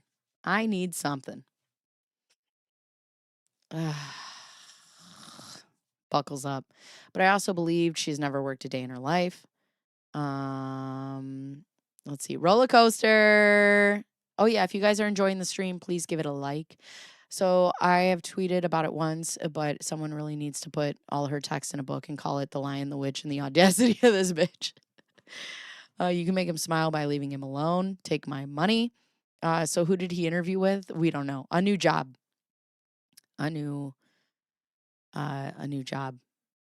Like Casey Kasem, right? She's a master of Zen, a traveler of mind and soul, and the experience of people. My 26 years, and she's willing to just give it all to him, right? She has total control of emails because she's sending them, probably. Her texts are the never-ending story. Anyone else? Ideation. Does this sound like she's actually depressed? It sounds off. I think everybody deals with it in a different way. I've been there. Obviously, this is not the way that I've dealt with it. When I had it personally, I go very inward when I get depressed, which is, very dangerous. Not everybody does it that way, but I tend to go very much inside. Nutter and Butters. We believe you. Go to trial. We believe you. Wait, is this it? Are you working towards the end, the grand finale? No. Do you know how much, Jen, we're going to be on Michael Marraccini for the next 6 years. Ugh. Why wouldn't the people offering? Hi. This is a text? Yes. Sure is.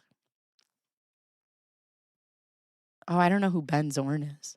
He was on Bachelor, offering him a job, but never directly speaking with him. Love.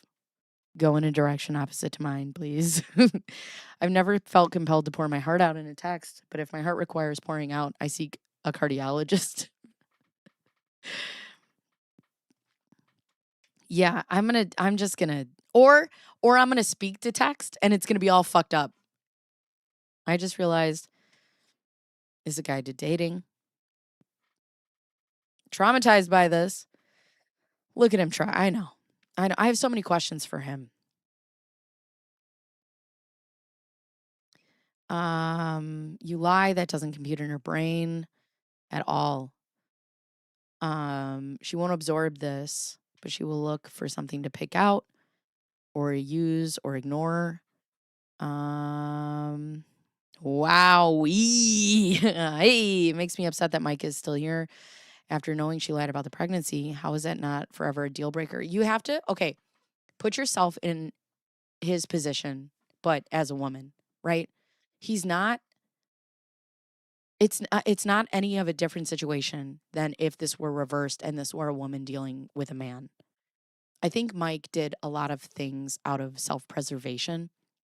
And when you read his text messages, I don't want to speculate for him. I want to talk to him about it, but it does seem, right, like in some of his text messages, that he does like her. But at the same time, he's trying to figure out also probably how to get out of this unscathed and the safest way possible. So I don't blame him for, any of the texts that he sent or anything that he's trying to do. If this were a woman and Laura Owens were a man, I think all women, by a show of raise of hands or one in the chat, have probably done things that they've needed to do out of self-preservation because there has been a man that scared them, you know? Lying, it's expending creative energy and storytelling. Yeah.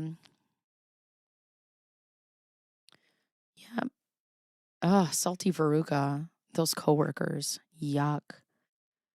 Lo should represent herself at trial. She's so smart and funny, experienced. Her first witness can be her mom. It can't fail. It can't.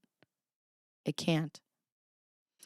Mike is not hardwired to act manipulating and vile like Lo is. And that's the thing. I'm curious to know if Mike has ever dealt with somebody like her before, because that's the thing. Even if you have, right? Like, I grew up in a situation that was like this, and there's still a part of me that I've had to learn actually recently within this past year, within this situation of my sister. I can't talk. I cannot talk logic into people. But there is a part of you that thinks that you can get to them, right? Like, you can say something that will change for them. You can do something that will speak to their heart and be like, listen, what you're doing is wrong. But the thing that you need to realize is they're never going to get it. They're never going to understand it. I'm 41, and in my life, with the people that I've dealt with in my life, I'm just now figuring that out. And it's funny because I've had some issues with people over the past year, and my husband's like, well, are you going to talk to them about it? And I'm like, if I thought that it would change the situation, then I would try to talk to them about it. But if it's not going to change the situation, I'm not going to waste my breath. Do you think she has a Barbie and Ken in her house, and her face is on the Barbie and Mike's face is on the Ken? And she's like,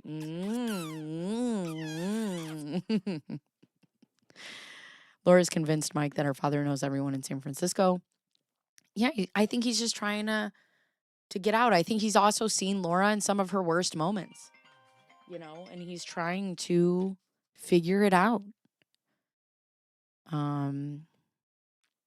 Sometimes the best boundary for everyone is to cut off contact and leave those walls up. Right. It doesn't mean that I wish bad on people. I just don't wish them to do bad in my life. Ron encouraged him to hang on, right? That's another thing. And that's the other thing when people are claiming suicide. There's a level of guilt there. He knows she's a liar. But also, what if she does something and he would feel guilty for that? Thank you for the coin, Charlie. I have a strong radar and zero tolerance for someone like this. I wasn't blessed to be so naive. I know. And that's the thing, for people like Mike or Clayton or Greg who have never dealt with people like this, she had the upper hand. Laura Owens acknowledges Michael Marraccini not wanting to say they're together. Oh my God. Ron is encouraging Laura to move the trip to Dubai until Michael is more comfortable. She says, my dad just didn't understand that you were that uneasy about saying you were with me. I shouldn't have said anything to him because it's gotten him all upset. Why is your dad so invested in your 30-year-old relationship? I would tell my daughter, if he doesn't say that he loves you and he doesn't say that he wants to be with you publicly, it's because he doesn't. You need to leave him. You are wasting your time. He absolutely loves you, and that's the issue. And that's not the issue. It's like he's taking it personally and feels hurt or something. I can't put my finger on why he's pushing me so hard to move it until you are comfortable. Now I feel like I'm pissing everyone off and disappointing people I love regardless. And I absolutely by no means am wanting to pressure you into saying or doing anything you don't want to. I completely understand and accept that you aren't there emotionally. I want to make that very clear. Except I'm holding Dubai over your head until you say that you're with me. The fuck? Mike's family was also encouraging him to keep the relationship going. They didn't appreciate what he was going through. Yeah, and that's hard too. That's hard when you feel like you're doing all of this alone. I bet you didn't know when you started this morning that you were going to say exactly what I needed to hear about setting a boundary with a difficult friend. Thanks, Jennifer. Yeah, it's hard, man. It's hard, but I'm learning. what are my priorities, right? Like my priorities, number one, first and foremost, will always be my kids. Second will be my husband. And third will be myself. However, I cannot be the best mother to my kids, and I cannot be the best wife to my husband if I am consumed with other people's bullshit. And that's the thing. I mean, it's pretty crass. But if you're not financing me, you're not feeding me, you're not fucking me, I don't care. I don't care, right? Like, I can only care about the people in this house and the people who impact our lives as a whole positively. My family is a team. We are a one unit. One unit. And if you try to negatively impact anybody on this team, it negatively impacts the entire team. And I realized that I was the weakest link because I came with the most toxic baggage. So I needed to make a decision. And the thing is somebody had told me something a long time ago. She was my client, and she was a high school psychologist. And I was telling her all this stuff I was going on with my family. And she just looked at me and she said, the only way to get off the ride is to get off the ride. And I was like, what do you mean? And she said, the only way to get off the ride is to get off the ride. The ride itself is never going to change. It's going to go around and around and around, and it's going to do that forever. You have to make the decision to exit the ride. That has changed my life because there are so many things that are cyclical, and there are so many people who either don't want to change or they don't know how to change. So you have to be the change. And it's hard because people are going to paint you as a bitch, or they're going to paint you as cold, or, after everything I fucking did for you, fuck you. Fuck you. Just because you did a ton of shit to me doesn't mean that you also get to disrespect me. It doesn't matter. It doesn't work like that. I've encountered about 3 troublemakers. So that's 1 troublemaker per 1,000. So the people following the case have been really good in general. Yeah. Energy vampires, right. Depending on how the people were raised, they probably have never had anyone show them how to exhibit love. There are cases like that. I'm playing devil's advocate here. Sure. Yeah. I have to make Bruce a mod on this channel. I forgot to do that. Bruce, I'm going to do that. People tell me to do that. I'm going to do it.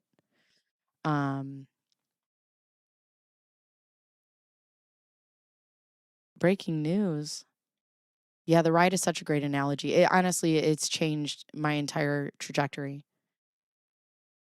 Yeah, and exit the ride before the rails fall off. That's the other thing. Let people sink their own ships.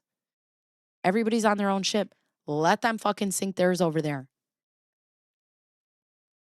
Also, right, and it's amazing. Not even how adaptive people are, but when you put up a boundary, you'll realize who is your friend and who's not. Because you'll put up a boundary, and if somebody can abide by it, they're your friend. But if you put up a boundary and somebody's like, fuck you, they were never your friend in the first place. They were only your friend because they could get what they wanted from you. I don't watch scary movies, so no. Moose mod. I know I need to do that.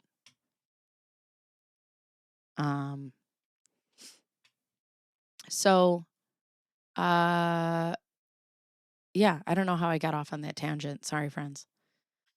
So Laura Owens texts Mike flight details. So here's the flight details here.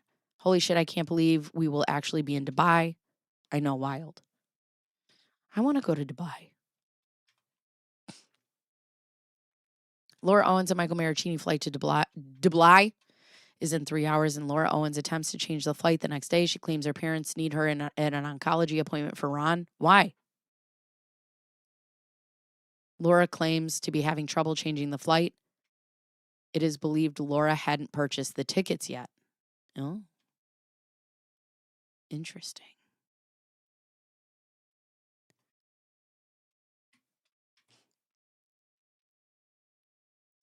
Boo, Brussels sprouts, Brussels sprouts. I'm a scaredy cat. I can't. What is the ride? And how do you get off the ride? You just jump by saying that you are a phenomenal podcaster. I love your show, serious and funny shows. You have my support. Charlie! You're so kind. Yeah, we always have group therapy. It's here. Oh yeah, that's right. She is an oncologist. I forgot about that. Ugh. I forgot. All right, let's see what all. Oh God, I feel like I'm just gonna be reading text for the rest of my life. We have to be at the airport by 1:20. Okay, I'm not ready yet. I could legit avoid all the hassle with my family if I switched it to tomorrow, which I can do. My dad had the Consumer Reporter. Dude, I would be so fucking pissed if I had to be at the airport today by 1:20 and you were like, actually, let's switch it to tomorrow. No. How about you switch your fucking ticket to tomorrow? I'm going to Dubai at 1:20. Bitch, no. You go tomorrow. I'm not going to your dad's oncologist appointment. I got my backpack. I'm going to fucking Dubai. That's where I'm going. The fuck out of here. Bye, Al Jakad. I could legit avoid all hassle with my family if I switched it to tomorrow, which I can do. My dad had the Consumer Reporter call Emirates.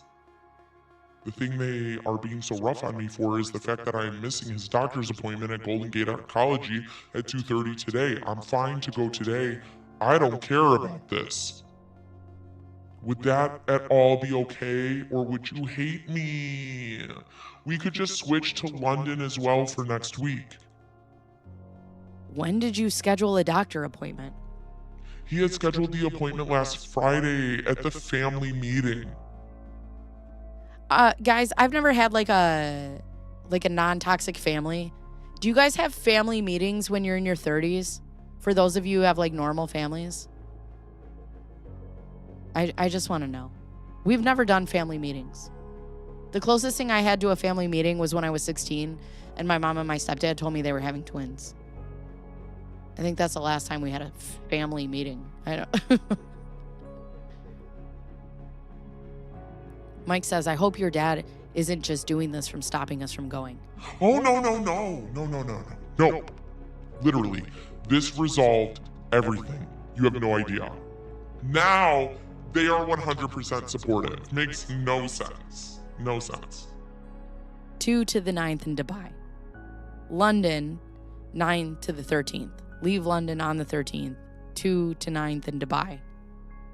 Harrow. I don't know. Hey, literally walked out of the appointment with my dad to miss calls and texts and Facebook messages that my pony Panda, who is leased out, is in the hospital for severely elevated kidney levels and no one is calling me back. What the fuck? Gotcha. I just wanted to know that we are going tomorrow. Okay. I'm wanting to confirm that we are leaving tomorrow and the airline stuff is worked out. Yes, I'm just having a little trouble with switching the return flight since that was a part of the package, but I'm working on it. I knew this wasn't going to be easy. But I don't want to forgo the cost of the part I paid for the return flight. That's what I'm trying to argue with them. You don't have to use the return flight if we are going to London. We are deaf good on tomorrow. Isn't that good at least? Not really, because that puts us there for 4 days. I'll keep working on it. That's a long-ass flight for 4 days. You're still wanting to go, right? Yeah. That's too short of a trip for me, especially after flying all that way. So I'm about 99% sure that I'm going to add Europe. But I'm going to add Europe as well. Okay, well, I don't know what to do then. Why? You told my sister earlier that you wanted to join. I do want to join. I'm just trying to get out of the flights that I have paid for. You can still use Emirates leaving London. But it was booked through Living Social originally. Let's just pay a fee for the flight change. I'm working on it. I have a million things I promised my mom I would do on the horses for taxes before I leave. I might just eat here. Okay. So now you guys are worried about taxes? Is that what you're doing? Oh, God. Hi, Tony. Just switch flights, right? To Dubai, of all things. No, it's okay, Charlie. We're here. Word count. Ugh, God. I don't even want to know. My daughter is like you. She'd already be at the airport. Yeah. My cousin lived in DBX for a while. It wasn't all that by all accounts. I've never flown there. I've only ever flown through a few times. The upstairs lounge is incredible. Oh. Massborn, no spoilers. Sphere of influence and control. I can control my own actions and choices. I can't control others. I'm not in charge of other people. Yep. Jumps tracks. It becomes the demon. You're in danger. There are people with normal families. Just had a family meeting last year. Hated it. Not in my 30s. Okay. We had a family meeting when we suspected my dad was going to marry a black widow, but that's it. Hell yeah. I have never had a family meeting. My ex-husband used to call family meetings huge dread for us. The meeting was to point out what we were all lacking. Nice. Closest thing I had was sitting my parents down and telling them they needed to divorce. They didn't. I wish my family had meetings. We're never that organized. Hell no. I was out of the house at 20, was on my own, went to my mom for advice, but there was no regular family meeting. That's just crazy.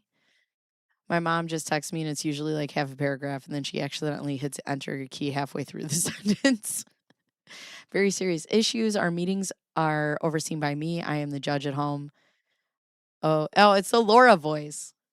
That's Laura Owens. It's not Greg, which makes it even funnier because it's supposed to be a woman. Eclectic family that is mostly healthy in terms of relationships, but not perfect. We have had family meetings before, but more for significant family members' events. Oh, I see. Yeah. Right. 4 days in London is almost an okay amount of time to see some stuff and mooch about. You need to get busy, though. I'm going to have to look at who Buster Posey is. Young, good-looking catcher. Whoever had to deal with Laura. They just put her on hold all the time. I need to smoke some weed. Yeah, I guess they didn't get mad at Sarah. Good Lord. Does planning my dad's funeral count as a family meeting? I would think so. Maybe. Don't let your dog eat the small bit of leftover eggs. Ew. Always missing doctor's appointment. She has no consideration for other people's times. Never. I'm simultaneously trying to switch us on my computer. I'm really trying. Obviously, I want to get to dinner with you guys, but I'm trying to please everyone.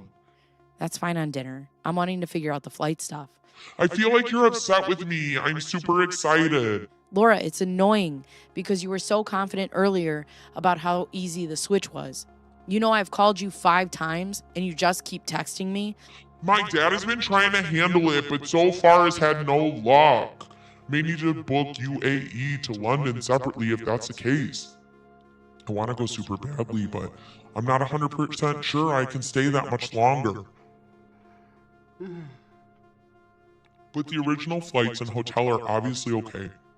But I'm not sure if you're going to be pissed about that. Regardless, it's $2,700 I'm out right now. If Emirates isn't going to change it without me, rebooking 4 new tickets, basically a new trip, to Dubai to London, and then 2 more London to SFO, that's a huge added expense, and I'm really trying to be smarter about spending since I don't know what's going to happen with my radio contract, and I don't know what's going to transpire with my relationship with Liz. I was definitely fine just paying added London hotel fee, but 4 extra tickets are a fortune, and so neither my dad nor I can get them to budge. So I hope staying with the original itinerary is okay, and then maybe we can plan a special trip with Stephanie and Colin when we both have some more security with work. I thought you were making $250,000. $250,000 and you can't drop $2,700? Girl. I knew this was going to be a pain and that no one had called. Huh? That no one had called? I switched it from today. Yeah, but you couldn't even extend it in Dubai one day. I'm going to book myself a multi-city flight from Dubai to London, then to SF. I didn't work hard on extending it one day in Dubai because I thought you were set on going to London by the 9th. I can try that especially since we won't use the night of the 1st. It's the changing cities that's a problem because that's a totally new flight, not just swapping dates. I'm going to book a flight right now since I already bought us tickets to events in London. This is so frustrating. Okay, so you don't want to stay the extra day in Dubai then? To stay till the 9th? Yes, I would like to stay the extra day. But you're not using the return flight if I can get that? Correct. You're positive?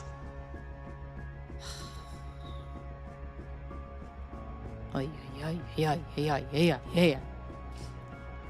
He's a cutie. We only had...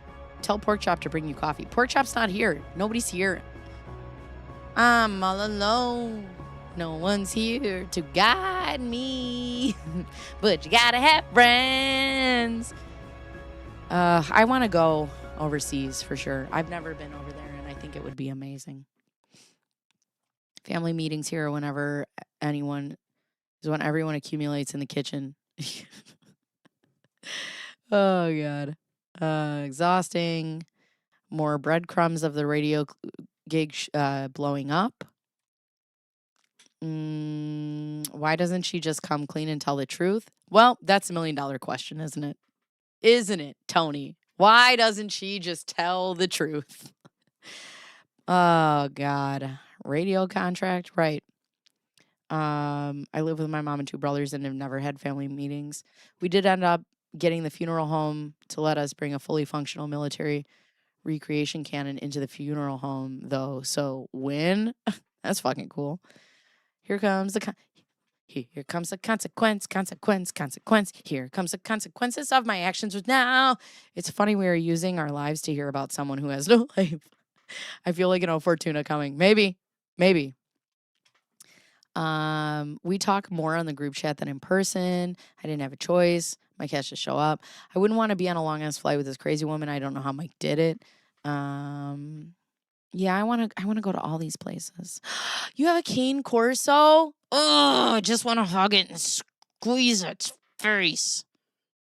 I love a cane Corso. They're so big. They're so goofy. You're positive? Send the itinerary, please. My dad is on the phone right now. I need to book these flights right now, and I don't want to wait any longer. I'm trying to see if I can switch. If I can, the return flight on the 8th or 9th is at 8:45 a.m. They're going to be the same time both days. They are direct flights. Exactly. That's what I'm saying. I told you I would try on London this morning. I never said I was 100% positive. I would do it. Now I feel like you're disappointed and don't think that's fair. I don't understand what the difference is from what we've been planning. If I'm able to extend it one day to Dubai, in Dubai. You definitely said you were 100% in. I just asked my sister if I was crazy for thinking that. I was 100% in for the idea of doing it. Absolutely. It's just that the additional money is insane. It's $528. It's not $528 for 4 tickets. If it was a seamless swap, I would be completely in. 1, I would lose the money for the airfare.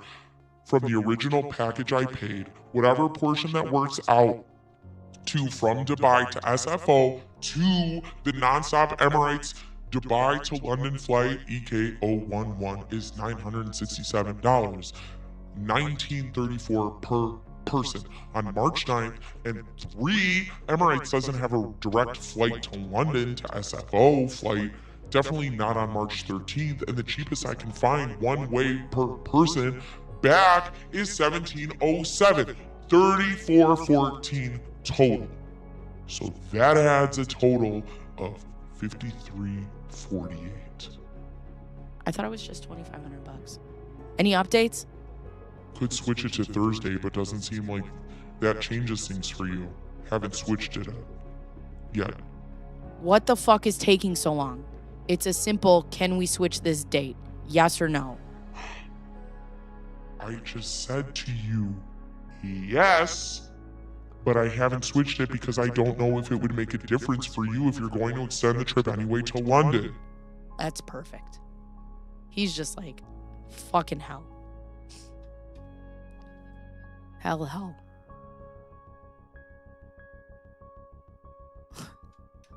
Hold it. Oh, God. His name is Charger. He's 6 months and already 80 pounds. Charlie, I am going to need to see a picture of this dog. I love him already. Watching me jump and dance to Bacon sing Consequence. Here they come, the consequence. Because the 4 of them are going. So it's his sister and her boyfriend or husband or fiance and Laura. Does everyone realize that Laura is likely telling her parents that Mike is a reason for all this last minute bookings and tickets? Probably. I wouldn't be shocked if Laura borrowed money from her parents while telling them it was for Mike and then kept it to use to appear like she had a real job.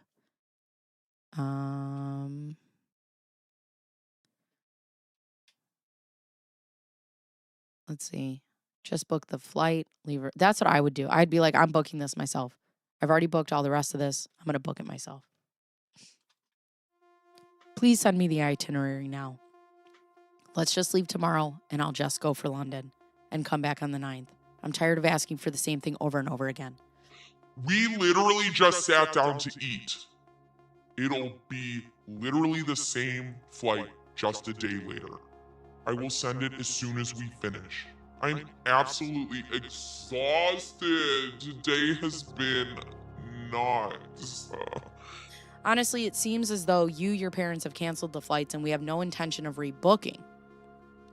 And have no intention of rebooking. If it's so easy, then you would have sent the itinerary. We won't go to London, but send the flight for tomorrow or I'll assume we aren't going. What the fuck are you talking about? Hit forward on the email. Thank you, Ricky, for the jewels. That's what I'm talking about, Mike. That's what I'm talking about, Mike. This isn't difficult. I literally am trying to eat dinner with my parents while my family discusses cancer treatment options. I have never let you down on a trip. Not gonna start now. I have to call them back when I'm done to confirm the switch to the 9th. My sister wrote that above text. This all doesn't make sense. I'm just so confused why you wouldn't just extend it while you had them on the phone. Because my dad is the one who got them on the phone. Because I'm 30 years old and can't make a goddamn phone call. I'm ad-libbing. I said I needed to get back to you to see if you were even going back. And I said I would call back, which I will do as soon as I'm done eating. Cool. Enjoy your meal. My dad is gonna contact the ambassador. Okay, we are done. We'll send it to you ASAP. Switching it. So it's all switched. Are you mad or something? No, I'm still waiting for the itinerary. Hello? About to email it. Laura, how is it taking this long to send it? Are you messing with me? Oh, I can feel it. I can feel it. Somebody said hi to Megan. Is Megan in the chat? Megan, I have so many things I want to talk to you about. I've been seeing you on Twitter. What's going on? It seems like you have a lot of stuff going on. I want to hear the story. I need to know the lore. Megan's very busy. Ugh. Why is she paying for all 4 tickets? Yeah, I don't know. That's a good, yeah. I don't know why. 1.5, purposely join everyone's live 1 hour late to listen on 2 times. I never knew how slow Tug talks until I ran out of speed listening. Ugh, can't send something you don't have. Hi, Ricky. I don't get all these expensive trips. And he's so stressed out. Well, he's so stressed out about not working because she was paying for him, I guess. Charlie, thank you for the flowers. Obviously, I'm way behind. The chat says it's an hour and 10 until I catch up. Should be there in about 25 minutes. My manager, George Glass, not George Glass. Oh, God. Took more time to explain why she couldn't send it than to send it. Yeah, it's not that hard. Part of their podcast was supposed to be about travel. Contacting an ambassador to warn them he's sending his crazy daughter, right? The lure is insanity. I need to know. Is we're adding a K to every morning word like good morning, K. I just want to know. I see you on Twitter and I always want to say something funny, but then I'm like, I know this goes deep and I just want to talk to Megan. How much time has elapsed switching flights?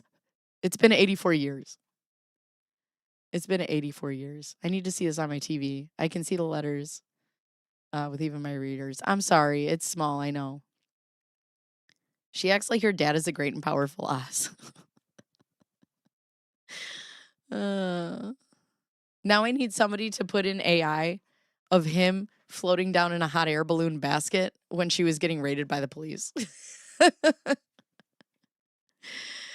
Megan is now a crochet beehole plug expert. What? I imagine those would get so dirty. They're so porous. Ugh. Yeah, I don't understand. This is all. As somebody who never wants to talk on the phone, I would just. Everything is confirmed for the switch for tomorrow through the 9th. Here's the ticket or the picture. Did you not get this question? Got it. So here it is. Frequent flyer numbers, ticketing in process. Your ticket is not yet confirmed.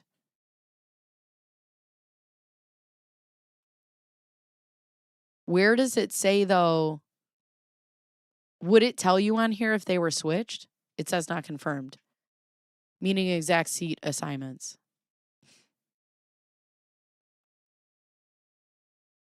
Your ticket is not yet confirmed. What? Beehole.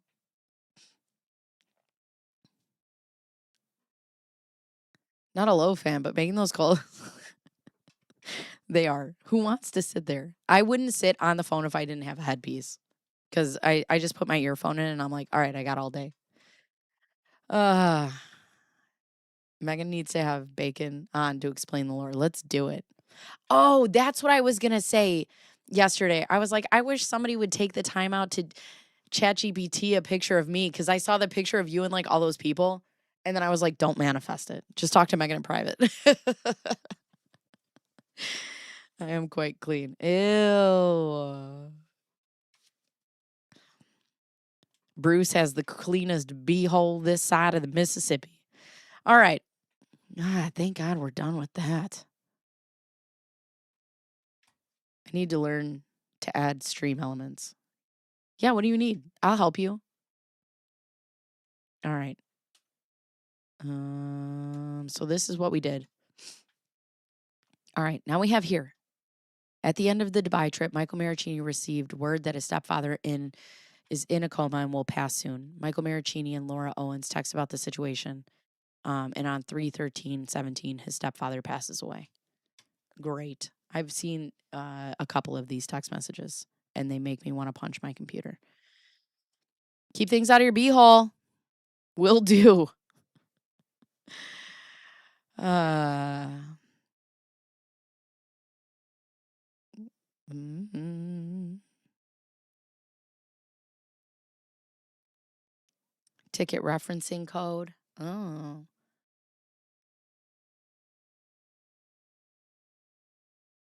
And don't text anyone. Oh my God. You all just got texts of my beehole today. How do I take that back? You can't see Bruce in the chats because he's hiding. Oh, Lori. Lori. I don't know. Exit only, exit only. I don't know why I just said Lori. I'm so sorry you had to come home to this after such a great trip. Your ability to push through hard times and be such a pillar for everyone when you're going through such struggles as well is so admirable and one of the many traits about you I love. I'm here for you and your family 24/7. How are you guys doing? Will you please tell them all we are thinking of them? We are praying for you guys and Wayne. How are you doing? Are you okay? I feel terrible for my mom. She seemed absolutely devastated, and I just wish there was something I could do to help. I'm so sorry. Has there been any change in his condition? He's on life support and they will be inducing him in a morphine coma tomorrow. No, he isn't going to make it. Once they remove the respirator, he will pass away. I'm going to take away the music and the voice for this. I find it to be insensitive. So we're just going to go through these. We're just going to go through these texts. I don't want to go through Mike's worst moments with music and a voice. I don't even know a Samantha. Laura says, "Oh no, I'm so sorry. That's exactly how my grandma passed." Ugh, fucking shut up. And it was about as peaceful of a way to go as you could get, but it was really hard on everyone. Wayne is so lucky to have had someone as nice and caring as your mom. I'm sure you being home just means everything to her. Do you want to call me? I would love to talk to you and support you, but want to give everyone space if you needed to, whatever helps you most. Laura says, "How are you feeling? How are you holding up?" I couldn't stop thinking of this horrible situation last night. My heart just breaks for all of you, especially your sweet mom. I hope you know I'm here for your whole family. I love you so much. I will do everything I can to help you through this. How are you doing? Mike says, "I'm not doing good because my mom is struggling. I know it's early, but I just worry about her financially." Um, Laura says, are you going to the hospital tomorrow? And Mike says, they're taking him off of life support tomorrow. We don't know if we can afford her house. I'm going to put all my savings into buying the house. I don't know what that will take the payment to. With my savings and paying off that other kids, the mortgage will be around $370K, which is over $2K a month, plus utilities, plus HOAs. I just don't know what to do right now. He just passed away. She says, I miss you. I hope you give serious consideration to us moving in. And oh my God, shut the fuck up.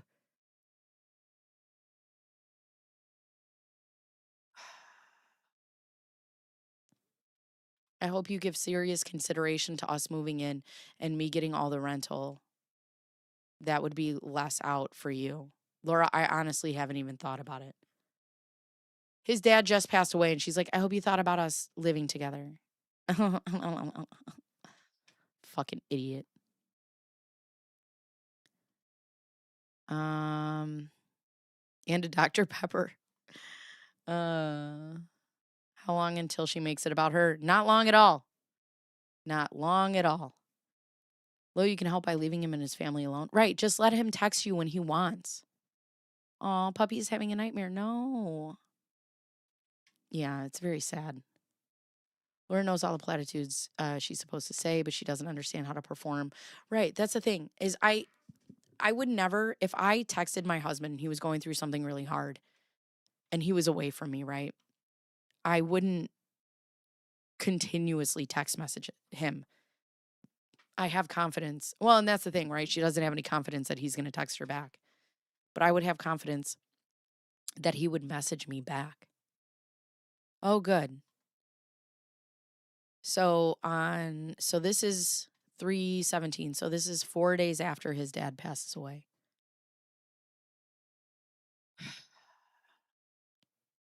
Didn't even take her 10 texts to bring it back to her. Right. My goosebumps. Mike, I love you so much. I just have to say, I'm so embarrassed. Our anniversary is March 25th. My dad is going to try to work on your stuff for radio tomorrow. Are you mad at me? Mike says, hey, no, I'm not mad at all. I've just been hanging with my fam. Laura, my dad lit a fire under David, Mike, and Justin. According to my dad, David is still out of town until Saturday. Jesus fucking Christ, Laura. Could you be any more insensitive? Right now, we're in California, Charlie.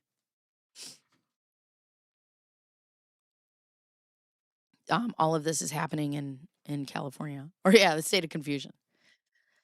Until Sunday, but he said he's going to work on it for the first thing on Monday. As far as I know, he has never asked David a huge favor, so I think it just really pushed him.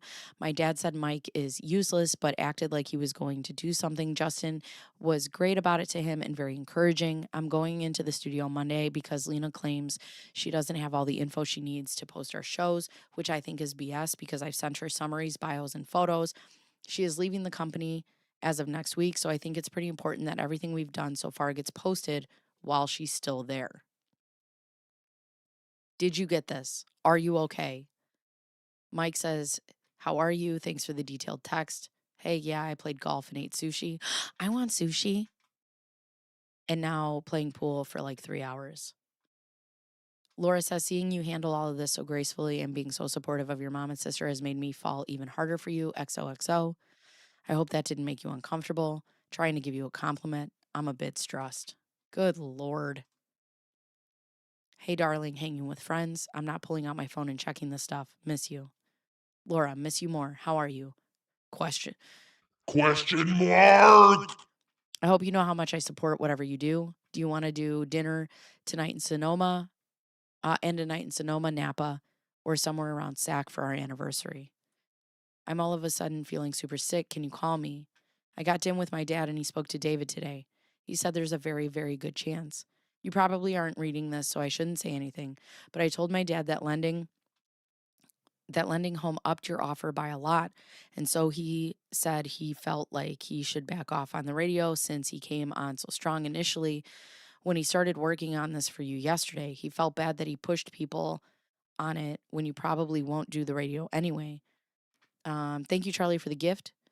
Because I just said to him that realistically, it sounds like you would make way more than 100K with this company, and that you would probably take that over a possible 100K from KGO, because this would be an instant contract. And I totally listened when you said KGO was your top choice.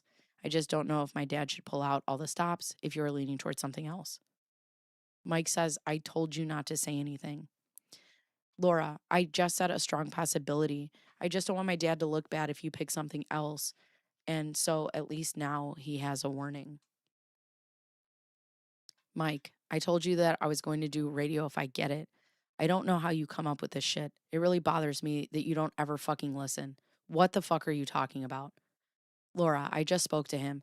I'm trying to talk to you before I go to the barn, and doesn't have service. Please call me back. Now my dad wants to meet and talk to me about the stuff with you and the show, so I would really appreciate you calling me back. Oh my God. Maybe she called him after he sent the dad passed. I mean, maybe, but still, I mean, I just think bringing up moving in the same day his dad passes away, it's like, dude, just give the man a minute.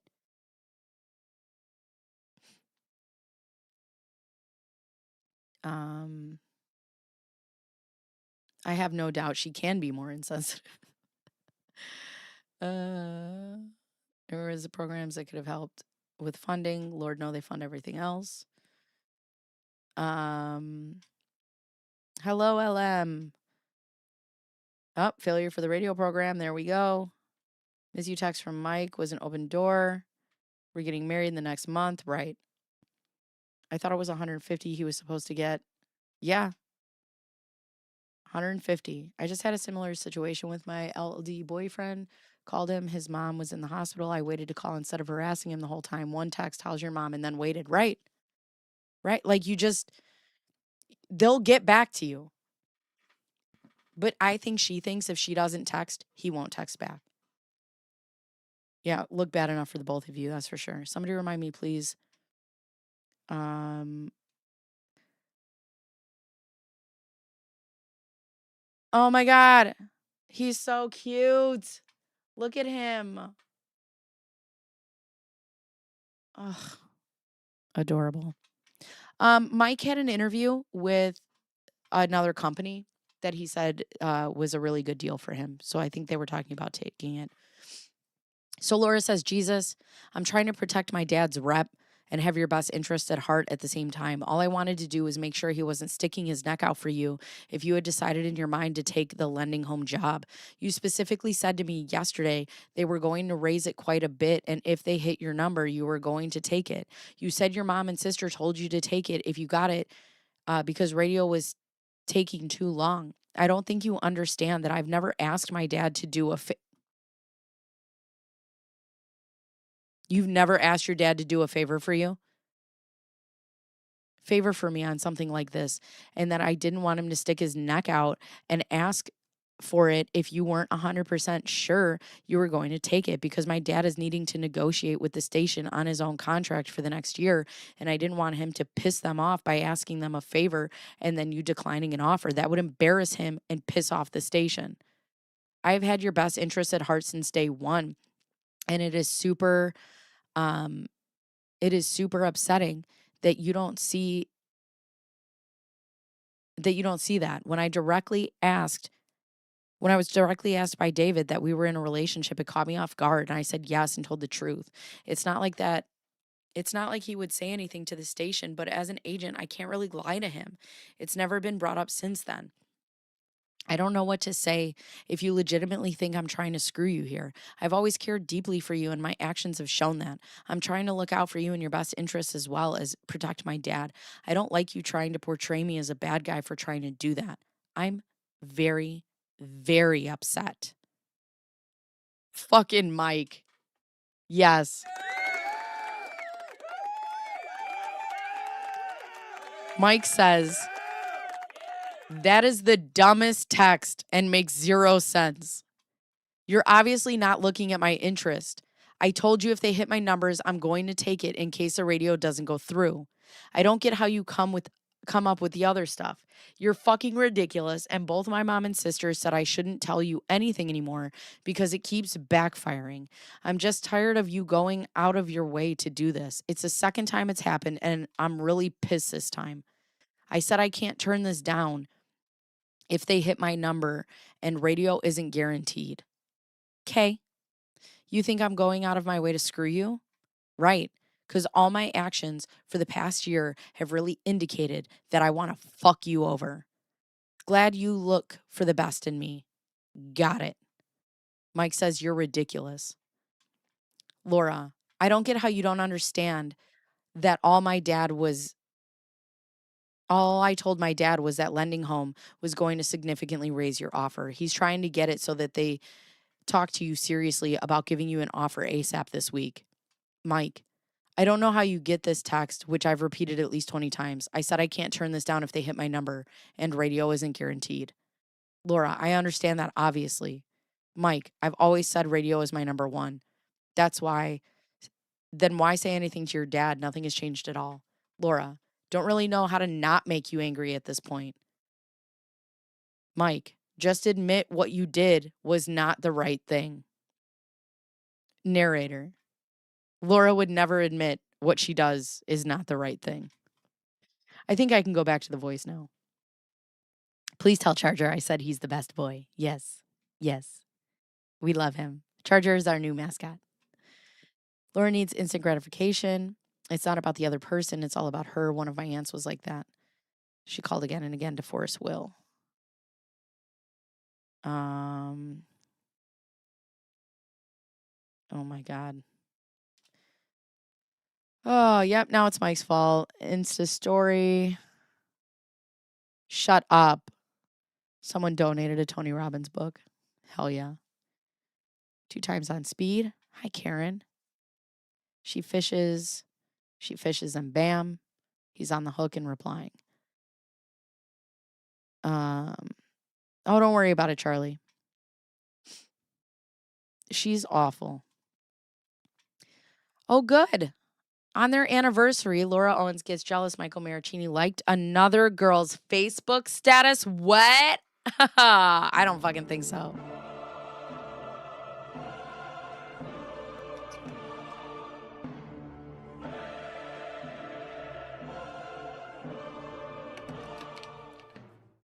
Mm-mm. Mm-mm. Mm-mm. Mm-mm. Mm-mm.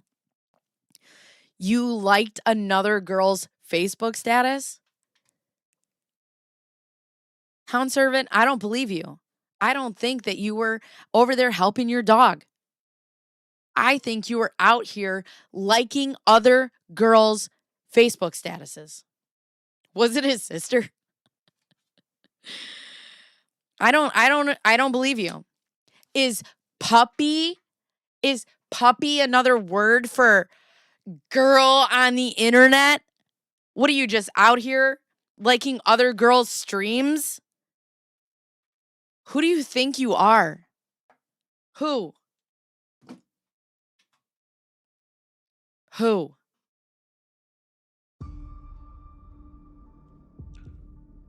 What has this year meant to you? What do you see as our future beyond this year? Also, I need to know rent money amount and the account name, Venmo, to it, too, because I'm trying to get that done tonight. Please send ASAP. Also, it's just hurtful that on our anniversary, you're picking Adrian's status to throw a like to when you are so scared of anyone knowing you even know me. I wouldn't do the same to you if situations were reversed. I genuinely don't like being that girl and know her much better than you do. So I don't honestly understand why you'd be communicating with her at all. First of all, I don't communicate with her. Secondly, you have never told me that it bothers you that her and I are friends. I obviously see a future with us, or I wouldn't waste my time.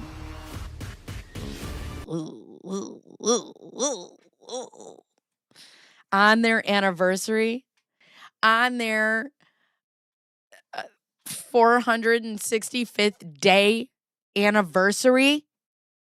Are you kidding me? Are you kidding me? This is the energy that leaves Englishmen weak. Let's go. Let's go. Let's go. That's what I need. I need somebody with an English accent right under my thumb. My husband's he's a wild horse.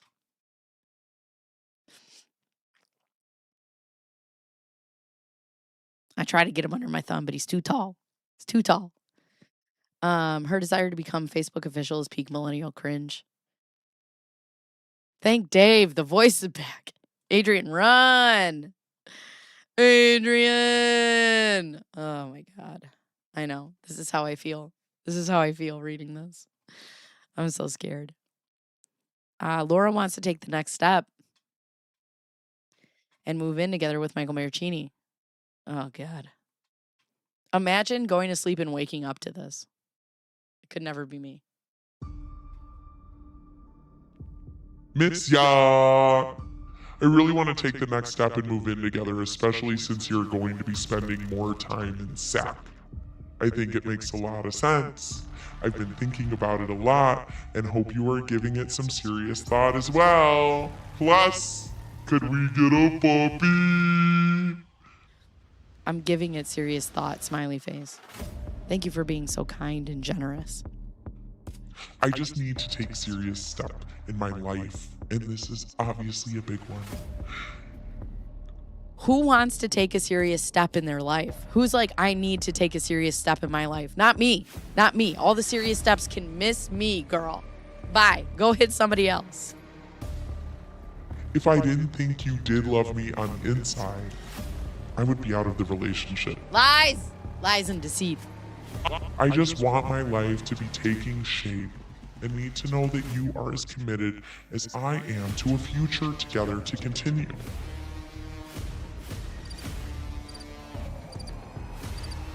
Okay. Dot. Say it with me, chat. Question mark! Oh my god, it hurt my voice. Why do you need to take a big step in life? I don't want to be forced to move in somewhere because of finances. I want to make sure we are both ready. I really care about you. And I'm contemplating the move. He's like, the move to India. So I never see you again. I don't want to be forced to move in somewhere. Oh, this repeats. Because I just want to be taking steps towards having a family of my own since I'm going to be 27 soon, and it is important to me that I am with someone who feels the same way and is on the same page as me. I'm definitely not forcing you. Hey, darling.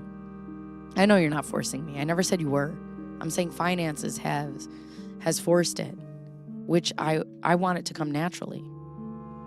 Baby, I'm just dreaming of how beautiful it could be if we moved in together, kissing each other nonstop, taking dogs to the Marina Green, cooking, binge watching, 'cause on the shoe, working on the shoe, so many cool things. God, I love you so much. My heart feels very full because of you.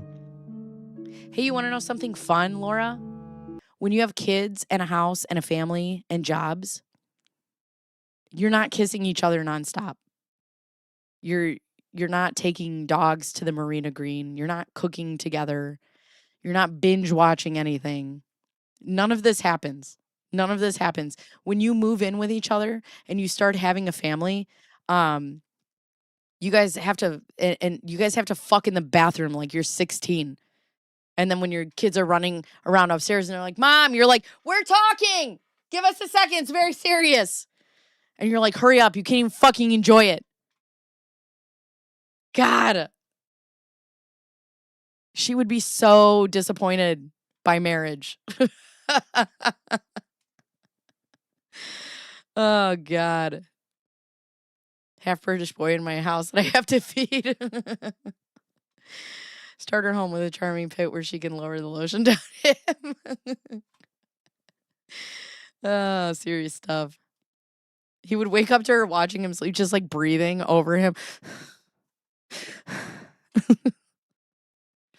Has she ever spoke to a man like once? My little pony, my little pony. She does write it. Mrs. Michael Marraccini. No. Mr. and Mrs. Michael Marraccini. No. Mrs. Laura M. Marraccini. Mrs. Marraccini.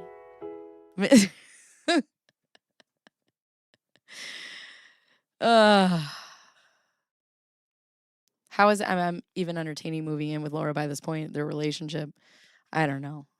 Hi, I like sleep. We're washing our faces. We're showering if we can every fourth day. You shower because you smell. You don't shower because you're like, I need to take a shower at the end of this day. You shower because you're like, holy shit, I haven't showered in 6 fucking days and I smell like shit. And you know why? Not because you want to or don't want to, because everybody else matters more than you and you forget. You're like, when did I take a shower? Oh, I don't fucking remember. Ugh. Keeping pace with the song. I love you. You love me. What my husband and I have to do, because everybody knows. Because everybody knows what it's like. Everybody knows. That's Young and the Restless. You can't play that intro and not have me fizzing Mary J for the next 10 minutes. Yeah. Do you know when I see my husband? I see him at 8 o'clock at night when I'm putting the kids to bed and he's making his dinner and then he goes to bed because he has to be out early in the morning.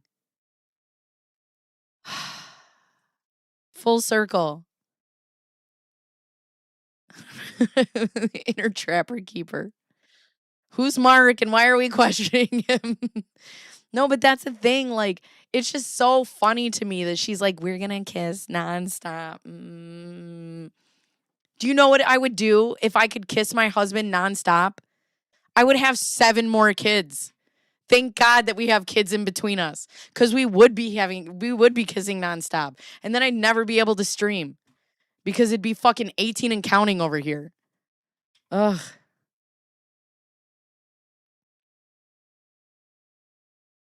You're home with the baby while he's stag hunting in Scotland. It's just me. She's not in love with him when she's in love with the thought of attention she'll get. Yeah. Well, and then when the kid comes, none of it's about you. None of it's about you. Yeah. You know what the last thing I want at the end of a day, when you have a baby who's been breastfeeding all day and your hair is greasy and you're just trying to fucking stay awake so that that baby can stay alive, the last thing I want is another motherfucker to come in this house and touch me. That makes my skin crawl. Oh, okay, Bacon, your mother-in-law is here. She is? Where is she? I don't see her. Who sees her? Vasectomy. Justice for Mr. Bears.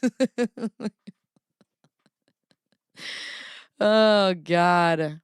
It's just so funny, like, what she thinks marriage and kids are.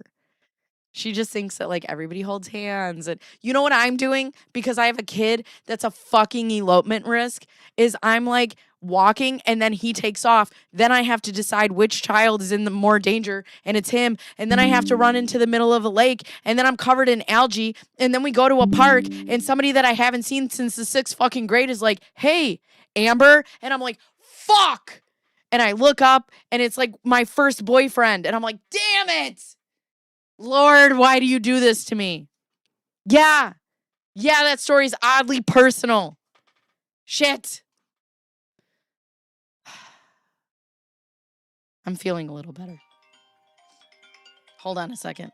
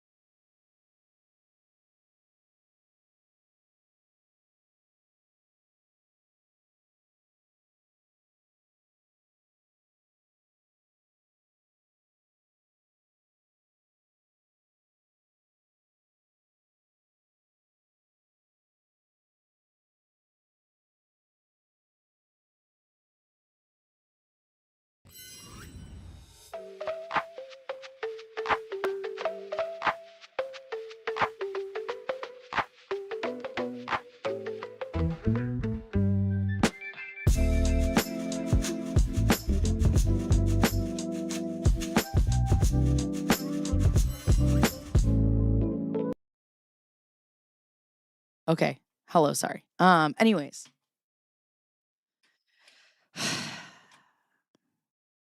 This is my life, friends. This is my life. Laura Owens is asking Michael Marraccini if she's the one. You're still the one I run to, the one that I belong to. Someone is raging. It's me. Ironing her husband's work shirt. Right. Sassy Bacon is a vibe. Speed Slam hits hard. Now I can definitely hear it in your voice. Yeah. I have a similar situation happen. Is a great reminder why I only have one. Oh, God. Let's see. 2 is a contact sport. 3 is insanity. Yeah, right now we have man-on-man coverage. We can't. Because my husband's never home, I'm on zone defense all the time. I had one kid that felt like 5. My son is with autism. It feels like extra children. And I just have to be hyper aware. This is what exactly I needed to get through my day. Thank you, my 2 cents, for being here. Bacon Bear husband is calling. Babe, I'm on my way home early. Bow chicka bow wow. Yeah, right. Yeah. I wish. Yeah, nothing like running into your ex at the laundromat when you're out of clean clothes. I mean, he was my first boyfriend from like 6th grade, which is funny because it's like you just look at me now and I'm just like, I was like, who are you? Because also he gained like 5 feet and he doesn't have any hair now. And he used to have like a bowl cut. Oh, I lost my pen. And it's so funny. I'm like, who are you? And he told me his name and I was like, oh yeah, what's up, man? Hey, I'm gonna go jump head first off this swirly slide right now. Oh God.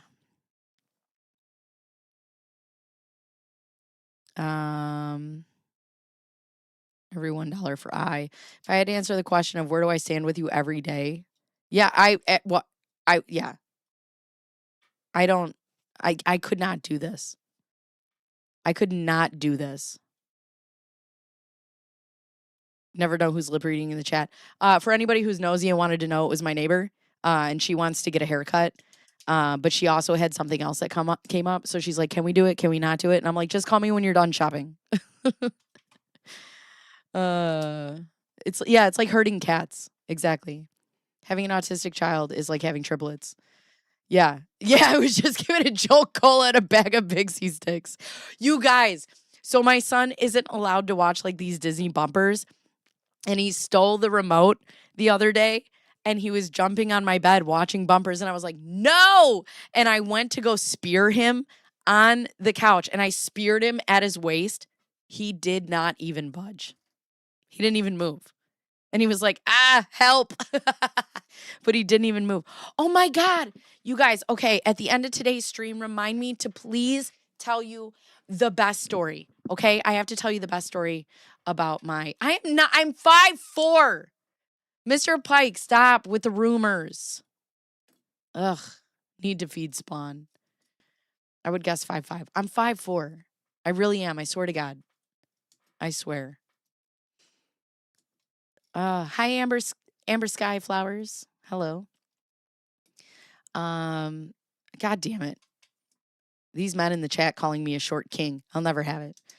29, 21, but they were 8 years apart. We were on the easier setting. Friends had twin girls and they were on hard mode. Yeah. Yeah. 410. Just little. Hey, I'm 4'11", normal human. If you don't feed them, they get hangry. Also me. All right, goosebumps. Raised 3 sons single-handedly, and I swear I look back and wonder how the fuck did I do that? It's a miracle. So it's funny because short queen. Hi, Marcus. Okay, so I was talking to my husband's cousin at a wedding. And she was asking me about my son, and we had just gotten out of the hospital with my daughter. And, there was a lot, and we were, just talking about kids. Well, she had 2 sons, and then they were like, all right, we're going to have a 3rd child, and we're going to be done. So they go to have a 3rd child. They find out, naturally, it's triplets. She's got 5 boys under 5. So we're talking and she goes, I just don't know how you do it. I go, me? What the fuck? How do you do that? And she's like, I never thought about that. And that's the thing. You just do it. You just do it. Unless I have heels on.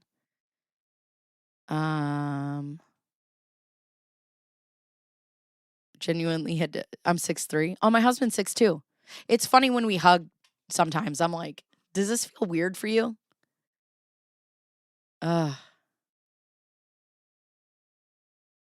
Yeah. My husband is a tree I would like to climb. But, kids. So, okay, so now we're going to find out if she's the one he runs to, the one that he belongs to.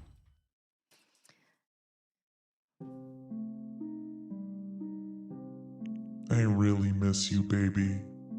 sad face. Hey, I'm just finishing dinner. I'll call you in a second.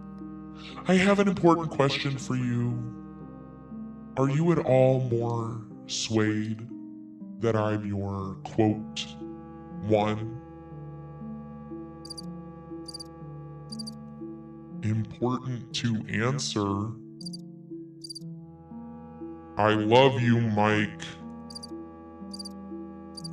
I just wish we were at the same place. I can't be the only one who loves more forever and that has been at the forefront of my mind. Hello? Hi. Did you read what I sent? Well, it's just how I feel, and it's been on my mind a lot lately. Yes, I told you last night on the phone you need to stop saying that type of stuff. And you then texted. So yes, I read what you sent. It just popped up on my Instagram feed that you and 6 of my writing friends liked Adrian's picture. I seriously don't get it.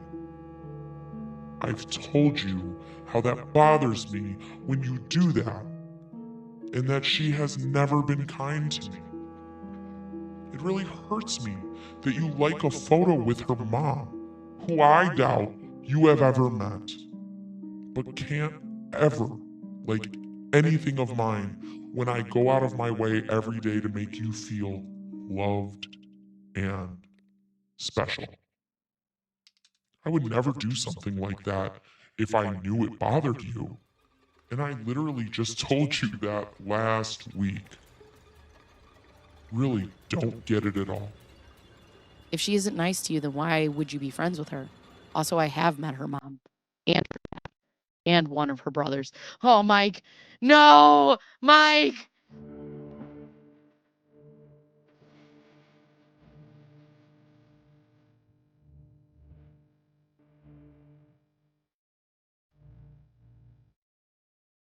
Oh, no.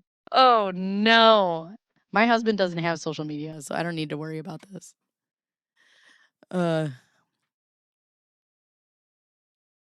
We start posting our heights. Everybody. Oh, on Disney. Interesting.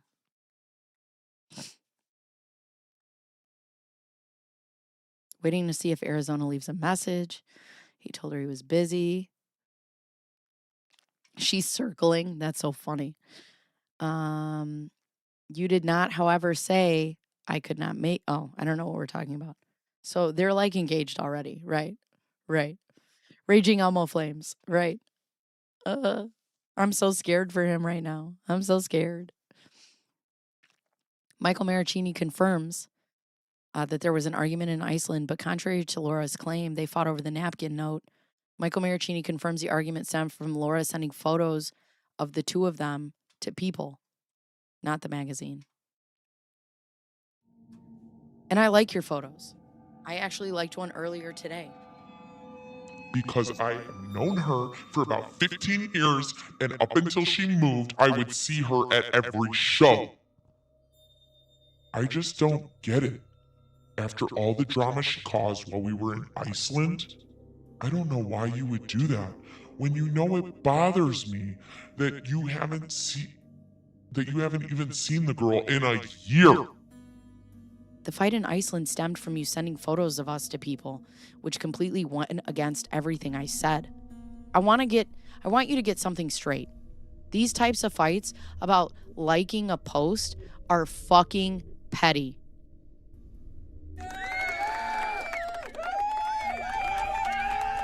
That's right. If I wanted to date her, I could have. Oh no.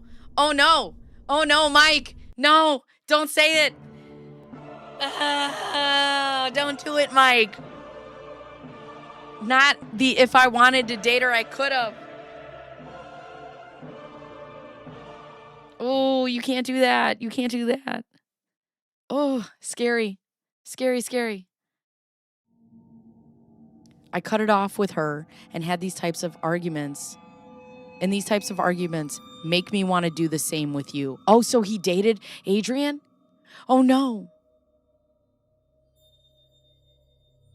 Please don't leave it like that with me. I really have an important day for the business tomorrow, and I'm really upset.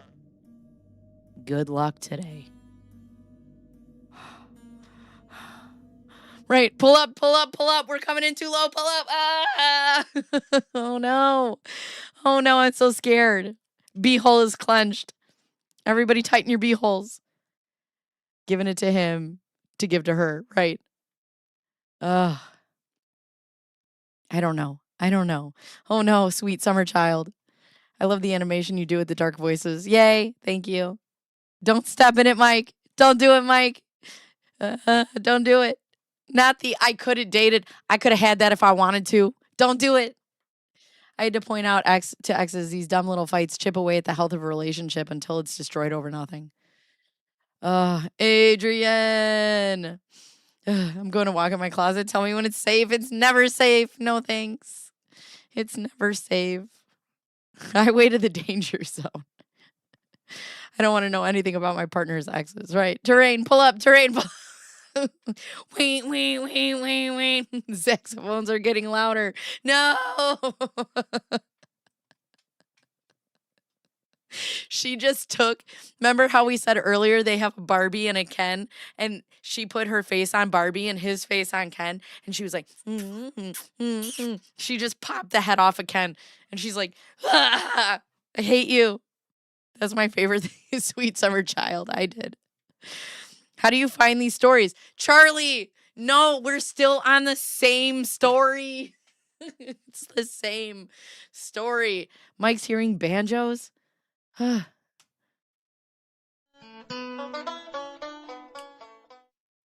my God. No, Charlie, this is the same story. You've been coming back for 6 months. I'm on the same story. I'm good now. Thanks, Bacon. I would love to ask, right? You can see it though. He's starting to just be like, I'm done with this. Hi, 99 Problems.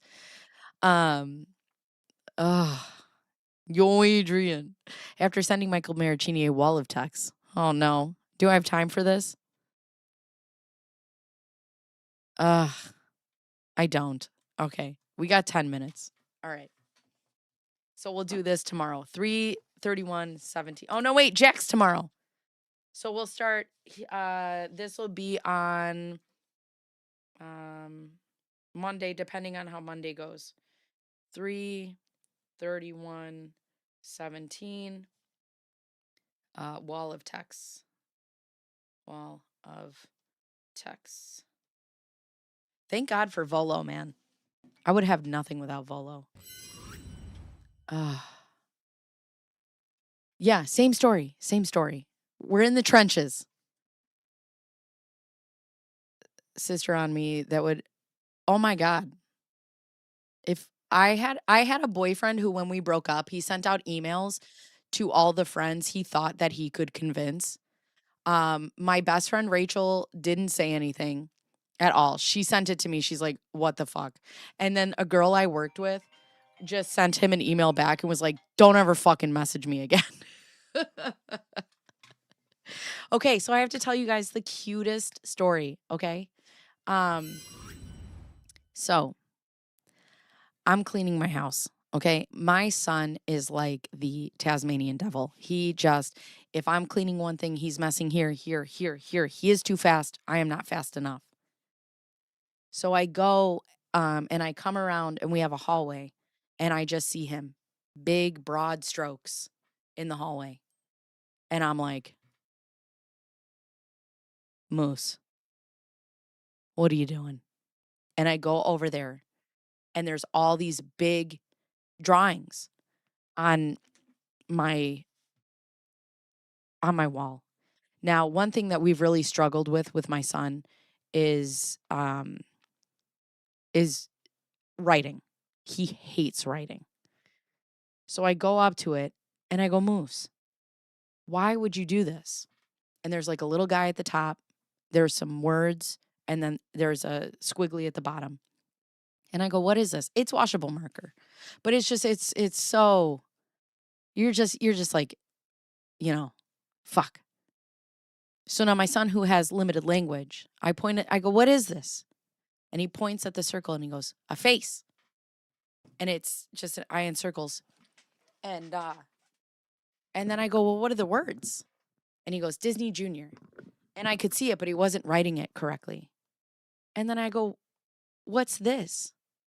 And he goes, that's Max. And I go, wait, what is this? He goes, that's Max. So I show it to my sisters and I show it to my husband. And again, over and over, that's Max. That's Max. And I go, how interesting. He sees himself as this just little, simple, happy guy. Just a happy little guy. That's Max. That's his self-portrait. So I think I'm going to get that tattooed. That's Max. It's when he does shit like I won't even. So I think I'm going to wash off the Disney Junior and the smiley face. And then I think I'm just going to put a frame around that little picture and leave it on my wall because I don't care. Because it's fucking cute. So there's that. He's dropping the match. He seems so done now. Mm-hmm. Go to my mom after we broke up because I was too mean and they couldn't take it. Good. This is a song that doesn't end. Yes, it goes on and on, my friend. I had to dump the pretty friend as a friend. Huh. Audio only for an hour. If you're still here, I'll catch you then. I think I missed a groove. When do we find out if we're getting a plea or a trial? We'll probably find out on Monday. Yeah, it's so cute. I just love it. From Where the Wild Things Are. So my mother-in-law got him that book because he's King Max. Actually, one year, I'll have to show you guys, I made him when they were babies. I can show it to you because it was a long time ago. I made him King Max. And then I made my daughter, a Wild Thing. And it was so cute. I handmade their costumes. For Max Frame, red heart emoji. Oh, Malin, thank you. Thank you for that. Here they are, look. So here's my son. I made him King Max from Where the Wild Things Are. And I made him like a little scepter and a little vest. And then I made her, look at her. I made her a wild thing. And then the fucking cutest. Oh my God. Oh my God. And not their meat substitutes. Look at her. My little chubby mama. We used to call her Big Mama because she was so small. And then here he was in his super Max King pose. He's such an angel. And then, oh yeah, here with his scepter. And then here she is, my little chubby wild thing. Wild thing. Boom, boom, boom, boom.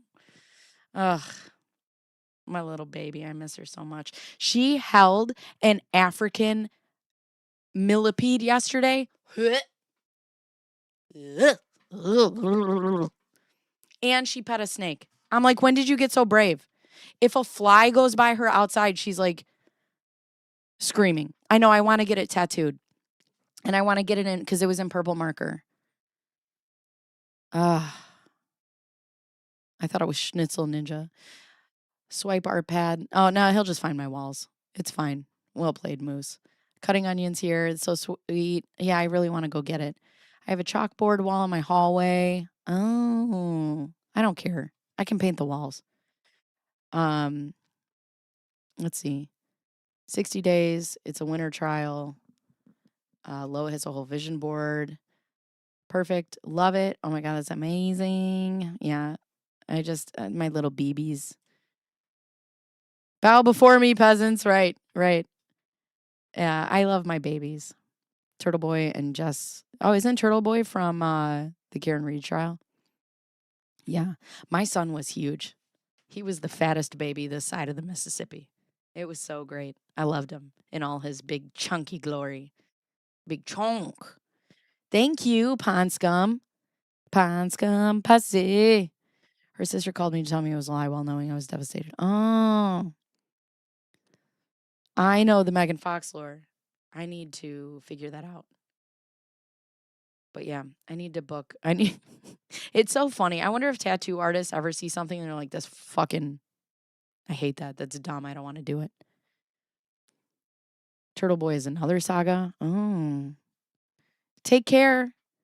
So I could frame the cherry splatter on my freshly painted white wall. Oh God, it's so funny. I'm like, I would love a cleaning lady, but the thought of a lady coming in that I'm paying to clean my house and then my kids just fuck it up makes my, oh my God. Yes, the sweet Hawaiian roll arms. So and also my son tans so nicely that in his little chunks, he looked like the perfect toasted marshmallow because his arms were so fat, but when he would get them out, they were like so white. Ugh, I love it. I love it. No, thank you. Thank you. Thank you. Let's see what else. Oh, tomorrow I'll be on at let me check my Instagram to see if he messaged me back. But tomorrow I'll be on I think pending at 11 o'clock, depending on what time Jack can go live. Because I don't know the time difference.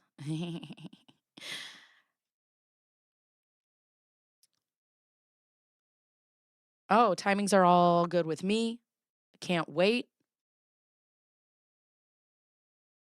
Okay. So tomorrow at 11 a.m. Central, I'll be going live with Jack from Never a Truer Word. We have a very interesting stream set up for you tomorrow, and I'm very excited. You should be very excited.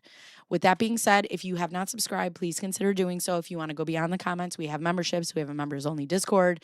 But just like hype, like mash your face against the keyboard, hit all the buttons. It really helps us out. And with that being said, ball's still in your court. I did it. I did it. I did it. I did it. And just know that by 2035, me and the virtual juror will have a collab because neither of us can figure this out. No, I'm Central Time.